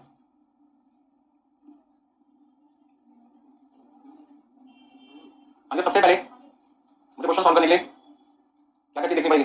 मटेरियल कॉस्ट पर यूनिट कितना था, 100 रुपये, 102 रुपये कितना था, 105 रुपये। लेबर कॉस्ट सेम थी। वेरिएबल ओवरहेड कितना था फैक्ट्री का, 18 रुपये, और एडमिनिस्ट्रेटिव कितना था, 10 रुपये। ठीक है, और फिक्स कॉस्ट कितनी थी यहाँ पे, 12 रुपये पर यूनिट, और कितना था, 10 रुपये। सबसे पहले मुझे अपनी कैलकुलेशन उस बजट की करनी चाहिए जो बजट की इन्फॉर्मेशन दे रखी है। यहाँ पे मैंने सबको 10,000 से मल्टीप्लाई करना है। सेलिंग प्राइस थी 200, टोटल कॉस्ट थी 180, और प्रॉफिट बैलेंसिंग फिगर कितना था, 20 रुपये। अब सबको यदि मैं 10,000 से मल्टीप्लाई कर दूँ, 10,000 से मल्टीप्लाई कर दूँ, तो यहाँ पर आपके पास आ जाएगा कितना, 10,000 को 100 से मल्टीप्लाई करेंगे 10 लाख, 3 लाख, 1,80,000, और कितना देगा, 1 लाख देगा। यहाँ पे आपके पास आ जाएगा 1,20,000, 1 लाख रुपये, 18 लाख रुपये टोटल कॉस्ट आ गए, और 20 लाख की सेल वैल्यू आ गई। आपका प्रॉफिट 50% कैपेसिटी पर कितना रहेगा, 2 लाख रुपये। यानी इतना करने के बाद आपको अपना आंसर किस पे दिखाना है, 60% और किस पे, 60% और 80% आपको अपना आंसर निकालना है। तो 60% पे 12,000 यूनिट कैसे निकालेगा, आपको पता है। 10,000 यूनिट 50% पे, तो 60% पे निकालने के लिए आपको 10,000 को 50 से डिवाइड करना पड़ेगा, 60 से मल्टीप्लाई करना होगा, ऐसे 80 पे। अब ध्यान से समझो, वेरिएबल कॉस्ट किसमें ढूंढते हैं, पर यूनिट ढूंढ लिया मैंने, और फिक्स कॉस्ट किसमें ढूंढते हैं, अमाउंट में, अमाउंट में ढूंढ लिया मैंने। सेलिंग प्राइस हमारी कम होगी थी 196 और 190, तो इसके बाद आपको क्या करना है, क्वांटिटी से मल्टीप्लाई करना है, जल्दी जल्दी मल्टीप्लाई करो। 12,000 को 102 से मल्टीप्लाई किया, 12,24,000, 3,60,000, 2,16,000, 1,20,000, टोटल कॉस्ट बताना कितना है, 19,20,000। नहीं सबका टोटल बता दो, 23 लाख, यार बता दो कितना है, 21,40,000 बस। अच्छा यदि मुझे पर यूनिट कॉस्ट निकालनी है फिक्स कॉस्ट की 12,000 यूनिट पर, तो 1,20,000 मेरी फिक्स कॉस्ट की 12,000 यूनिट की, तो पर यूनिट आ जाएगा 10 रुपए का। भाई कौन से जमाने में 1,20,000 को 12,000 से डिवाइड करोगे ना। अच्छा 1 लाख को 12,000 से डिवाइड करो, 1 लाख को 12,000 से डिवाइड करो, तब आएगा 8.33। कोई बात नहीं, ऊपर नीचे चलिए, 102, 30, 18, 10 कितना आएगा टोटल कॉस्ट, 178 पॉइंट। अच्छा सेल वैल्यू निकाल दो, 12,000 यूनिट या 196 के हिसाब से बेचोगे तो आपकी सेल वैल्यू कितनी आएगी, 23,52,000। और 23,52,000 में से 21,40,000 रुपए की आपकी कॉस्ट माइनस हो गई, तो आपका प्रॉफिट बैलेंसिंग फिगर कितना आएगा, 2,12,000। तो 60% कैपेसिटी पर यदि आप अपना प्रॉफिट निकालना चाहते हैं तो आपका आंसर आएगा 2,12,000, और इस 2,12,000 को निकालने के लिए आपने क्या किया, जो वेरिएबल कॉस्ट पर यूनिट पहले से अमाउंट को लाने के लिए क्वांटिटी से मल्टीप्लाई किया, फिक्स कॉस्ट आपका ऑलरेडी पहले से गिवन थी, सबको जोड़ा, टोटल कॉस्ट आ गई 21,40,000। सेल वैल्यू निकालने के लिए 12,000 यूनिट को आपने 196 196 से मल्टीप्लाई किया, तो आपकी सेल वैल्यू आ गई 23,52,000, टोटल कॉस्ट है 21,40,000, बैलेंसिंग फिगर प्रॉफिट आपके पास आ जाएगा 2,12,000 का। अब आगे 80% कैपेसिटी पे आंसर निकालने के सबसे पहले वही काम तो साथ पे किया, पर यूनिट जो वेरिएबल कॉस्ट दे रखे हैं उसको रुपीस में लाने के लिए आपको 16,000 से करना होगा मल्टीप्लाई, तो आपका आ जाएगा 16,80,000, 4,80,000, 2,88,000 और 1,60,000, इन सबका टोटल करो 28,28,000, 28,28,000, 16,000 यूनिट आप यदि मार्केट में 190 रुपए के हिसाब से बेचोगे, 16,000 यूनिट 190 रुपए के हिसाब से बेचोगे तो आपकी सेल वैल्यू आएगी 30,40,000, और इसमें से 28,28,000 आपने माइनस कर दिया, तो यहाँ पर भी आपके पास आएगा 2,12,000 बैलेंसिंग फिगर। यदि पर यूनिट जानकारी निकालना चाहते हो तो जो अमाउंट आपको देखा उसको 16,000 से कर दो डिवाइड, तो 1,20,000 रुपए जो मेरी फिक्स कॉस्ट थी फैक्ट्री की, उसे 16,000 से डिवाइड करके पर यूनिट कितना आएगा 7.5, और 1 लाख को 16,000 से डिवाइड करके अपने पास आ जाएगा 6.25। यानी टोटल कॉस्ट कितनी लेते हैं, 176.75 सही है। अब इसे सेलिंग प्राइस से माइनस कर दो,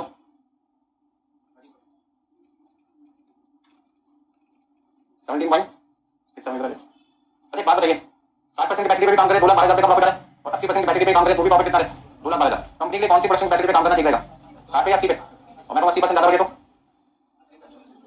सेलिंग प्राइस की बात नहीं, प्रॉफिट तो 2,12,000 ही है, बट 80% पे फायदा क्या होगा, मेरी जो क्वांटिटी बनेगी 16,000 बनेगी। मान लो एक कस्टमर को 1 यूनिट बेचता हूं, तो 16,000 यूनिट बेचने के लिए मैंने कितने कस्टमर ढूंढे होंगे, 16,000। तो मेरे प्रोडक्ट की मेरी कंपनी की पहचान कितने लोगों में 16,000, और पहले वाले किसमें 12,000। तो यदि मैं मार्केट में अपनी पहचान बढ़ाना चाहता हूं और प्रॉफिट को कोई फर्क नहीं पड़ता तो मेरे लिए बेटर है 16,000 पे काम करो। अगली बार वो जो 40,000 कस्टमर एक्स्ट्रा 12 और 16 में, वो भी तो कहीं ना कहीं से बढ़ाएंगे कुछ नहीं, ठीक है। तो यदि कोई फायदा नहीं दिखाई दे रहा और आप अपनी जाति का मार्केट शेयर बढ़े तो आप किस पे काम करें 80%, क्योंकि आप खाली है, कंडीशन अलग है, खाली है। यदि आप बिजी हैं, बिजी का मतलब क्या है कि आपके पास और भी काम है जहां से प्रॉफिट कमा सकते हैं, तो आप किस पे काम करें 60% पे काम करें, ताकि जो बचा हुआ टाइम है वो दूसरी जगह यूज करें ताकि वहां से कमाएं प्रॉफिट। तो दो सिचुएशन आ गई, खाली है तो 80%, बिजी है कोई और काम है तो 60% पे काम करें। ये सारे पॉइंट आते हैं डिसीजन मेकिंग में, इसमें आते हैं डिसीजन मेकिंग। अलग अलग सिचुएशन देंगे उसके हिसाब से आप आंसर दें, कोई दिक्कत इसमें। ये कौन सा क्वेश्चन करना चाहेंगे आप, सिंपल क्वेश्चन है, तो ये सिंपल क्वेश्चन है 15 15 नंबर, यानी 15 नंबर क्वेश्चन आता आखिरी क्वेश्चन हो सकता है आपका, हो सकता है।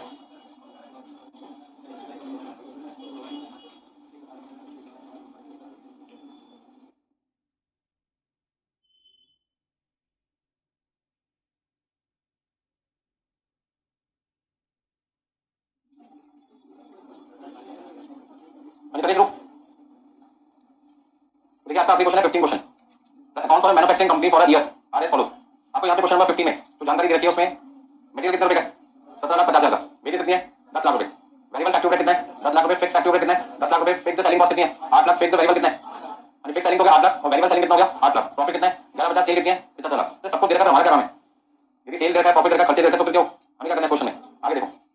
To product X and Y are manufactured during the year. ये सारी जानकारी करंट ईयर की है। ये सारी जानकारी करंट ईयर की है। करंट ईयर में क्या काम करते हो? एक्स और वाई दो प्रोडक्ट मार्केट में बनाकर बेच दो। इसका मतलब ये जो इंफॉर्मेशन आपको देखे वो ज्वाइंटली करके क्या करके और आपको क्या करना पड़ेगा? अलग अलग करना पड़ेगा, सेपरेट करना पड़ेगा, ताकि आपको पता चल सके एक्स आपको कितना प्रॉफिट कमा के दे रहा है, वाई आपको कितना कमा कर दे रहा है। ठीक है?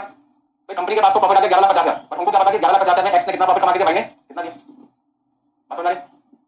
अब जैसे आपका एग्जाम का रिजल्ट आया, 400 नंबर में से पास होने के 200 नंबर चाहिए और आपको बता दिया कि आपके 210 नंबर है, पहली खुशी पे पास हो गया बच्चा। अब टेंशन में आ रहा था थोड़ी देर में, 210 में किसमें कितने नंबर है? उससे ज्यादा टेंशन में हमारे थे कि हमारे सब्जेक्ट में कितने हैं। अभी से जो ब्रेकअप नहीं देंगे इस बात से हम। तो मुझे कैसे पता लगेगा बच्चा मेरे सब्जेक्ट में लोएस्ट नंबर आता है, हाईएस्ट आता है, या एवरेज आएगा? फिर कैसे कर पाएंगे हम? हमसे बढ़िया अच्छे नंबर आते हैं नहीं कर पाएंगे ना। हम क्या बोलेंगे 210 में बाकी सब में 40-40 थे, बाकी बचा हुआ हमारा आंसर था। सारे टीचर ऐसे बोलेंगे एक बच्चे के 4 आंसर हो जाएंगे, ड्रॉ में हाईएस्ट, टेक्स्ट में भी हाईएस्ट, पासिंग में भी हाईएस्ट।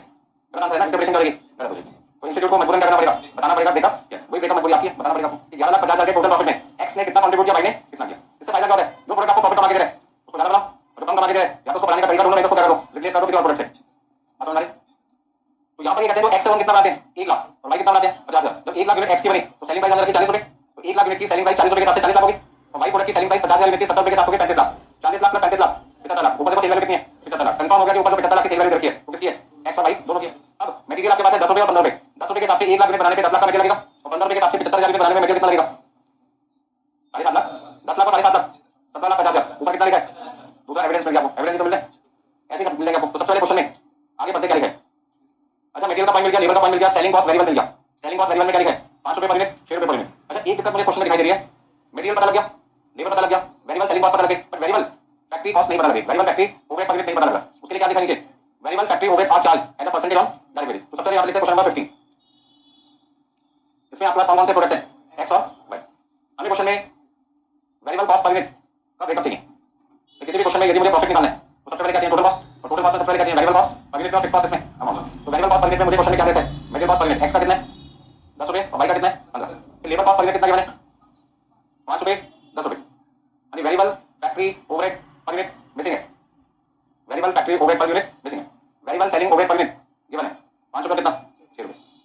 उसके नीचे एक लाइन लिखी हुई है, variable factory overhead are charge as a percentage on direct wages. इसका मतलब क्या हुआ? यदि किसी क्वेश्चन में वेरिएबल फैक्ट्री ओवरहेड मिसिंग है, क्या मिसिंग है? Variable factory overhead. तो आप उसे किस पे निकाल सकते हो? आप किस पे निकाल सकते हो? डायरेक्ट वेजेस पे। इसका मतलब आपको कहीं ना कहीं क्या निकालना है? रिकवरी रेट निकालना है। और वो रिकवरी रेट किस पे बेस्ड है? वेरिएबल फैक्ट्री ओवरहेड का डायरेक्ट वेजेस। तो कैसे निकालेंगे? रिकवरी रेट कैसे निकालेंगे? तो रिकवरी रेट क्या लिखा है? Variable factory overhead as a percentage of direct wages. मेरे को हिंट मिल गया, वेरिएबल फैक्ट्री ओवरहेड किस पे निकालो? Direct wages. तो कैसे निकालेंगे? Variable factory overhead divided by, और आंसर किस पे चाहिए? परसेंटेज में। बताओ कितना आएगा? क्वेश्चन नंबर देखो, क्वेश्चन नंबर देखो, वेरिएबल फैक्ट्री ओवरहेड कितना है? ऊपर 10 लाख है और वेजेस पे कितना है? अच्छा, 10 लाख, 10 लाख का कितना परसेंट होता है? इसका मतलब क्या हुआ? इसका मतलब ये हुआ कि रिकवरी रेट कितने परसेंट है? 100%। और यदि रिकवरी रेट 100% है तो वेरिएबल फैक्ट्री रेट किसके इक्वल है? डायरेक्ट वेजेस है। रिकवरी रेट जो क्वेश्चन में नहीं दे रखा था, मैंने निकाल दिया कितने परसेंट? 100%। यदि मैं डायरेक्ट वेजेस को 100% से मल्टीप्लाई करूंगा तो क्या आएगा? 100% आएगा डायरेक्ट वेजेस। क्या समझ में आया यहाँ पे मुझे? तो वेरिएबल फैक्ट्री रेट किसके बराबर है? और डायरेक्ट वेजेस कितना है? डायरेक्ट वेजेस का लेबर कॉस्ट कितना है? 5 रुपए। तो यहाँ पे कितना लिखना है? 5। यहाँ पे कितना लिखना है? 10। यकीन नहीं होता तो 5 का 100% करके देख लो।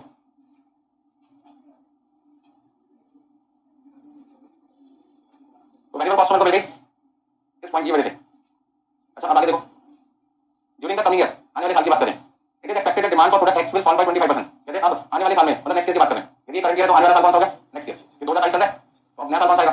2023। कहते 2023 में मान के चलो एक्स की डिमांड फॉल का मतलब कम हो जाएगी, कितने परसेंट? 25%। तो अभी आपका एक्स कितना बिकता था भाई? पहले तो पता लगाओ एक्स कितना बिकता था। क्वांटिटी आपकी कितनी थी? 1 लाख यूनिट और 50 है। अच्छा, चेंज कितना है? कितना कर रहे हैं? कितना हो गया? 70। और भाई भाई 50%। अच्छा, एक्स की भी सेल कर रही है, वाई की भी सेल कर रही है। जब आपकी सेल कम हो जाएगी तो प्रोडक्शन भी कम हो जाएगी। जब प्रोडक्शन कम हो जाएगी तो वर्कर खाली हो जाएंगे और मशीन भी खाली हो जाएगी। इस तरह आपकी जो प्रोडक्शन कैपेसिटी है वो अनयूटिलाइज रहेगी। क्या हो जाएगी? अनयूटिलाइज। ऐसे में कंपनी ने क्या प्लान किया? It is decided to manufacture another product jet. ऐसे में कंपनी जाती है, नया प्रोडक्ट बनाया जाए। कौन सा? जेट। कितना? 1 लाख। पहले था 1 लाख, पहले था क्या? नहीं। तो आप इसे लिख सकते हैं एग्जिस्टिंग क्वांटिटी, और ये आपके पास क्या देगा? रिवाइज या प्रपोज। तो जेट पहले बता नहीं, अब 1 लाख क्या हो गया? बढ़ गया। तो जब एक्स और वाई घटे तो जेट क्या हो गया? बढ़ गया ना। 25% की जगह वैसे लिख सकते थे 1 लाख का 25% कितना होता है? 25,000। 25,000 माइनस कर दो और इधर 50% लिखने की जगह 50,000 का 50%। अब ऐसे समझो x का भी 25,000 यूनिट कम बना के बेचोगे और y का भी 25,000 यूनिट कम बना के बेचोगे। तो जब x और y दोनों 25,000 यूनिट कम बनेगी तो प्रोडक्शन कैपेसिटी अनयूटिलाइज हो जाएगी, खाली रहेगी। तो उसके लिए कंपनी ने क्या डिसाइड किया, एक नया प्रोडक्ट लॉन्च कर दो। किस नाम से? जेट। तो कितना बिकेगा? 1 लाख। उसका मतलब क्या हुआ? ये तो माइनस हो गए। अच्छा, जब मार्केट में जेट आएगा तो जेट के लिए भी तो खर्चा होगा बनाने में, वो भी दे रखा आपको। तो जेट का मटेरियल कितना लगेगा? 10 रुपए। लेबर कितनी लगेगी? 5। और ये वाला खर्चा तो क्वेश्चन मार्क है, वो कितना देगा?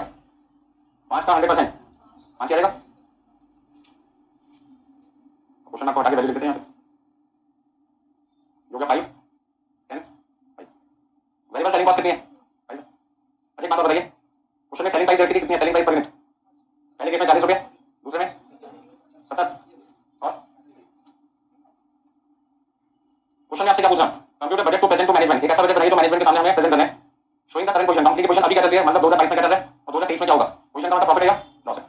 अगर सेल देखिए टोटल कॉस्ट देखिए तो पोजीशन का मतलब है प्रॉफिट की बात करें तो मुझे यहाँ पे 2 बार प्रॉफिट निकालना पड़ेगा। एक बार जब मैं खाली क्या बेचूंगा, एक्स और वाई, और एक बार जब मैं X plus Y plus Z बेचूंगा। हो गया सब? ठीक है सबने?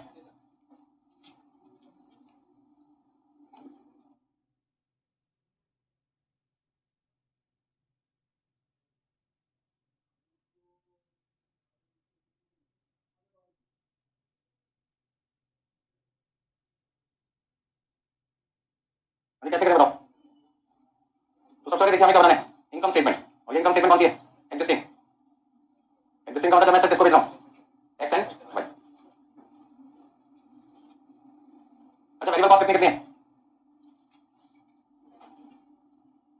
वेरिएबल कॉस्ट में कौन कौन सी कॉस्ट के नाम ले सकता हूं? Material cost, labour cost, variable factory overhead और वेरिएबल सेलिंग है। अच्छा, प्रोडक्ट के नाम क्या क्या थे बताओ, कितना लिखूं? मटेरियल कॉस्ट कितनी कितनी जल्दी बताओ भाई। अभी आपको बस क्या करना है, 10 रुपए 5 रुपए 5 रुपए 5 रुपए, पहले लिख लो 10 5 5 5, 3 बार 5 दिन में 10 5 5 5। कितनी क्वांटिटी बना रहे थे?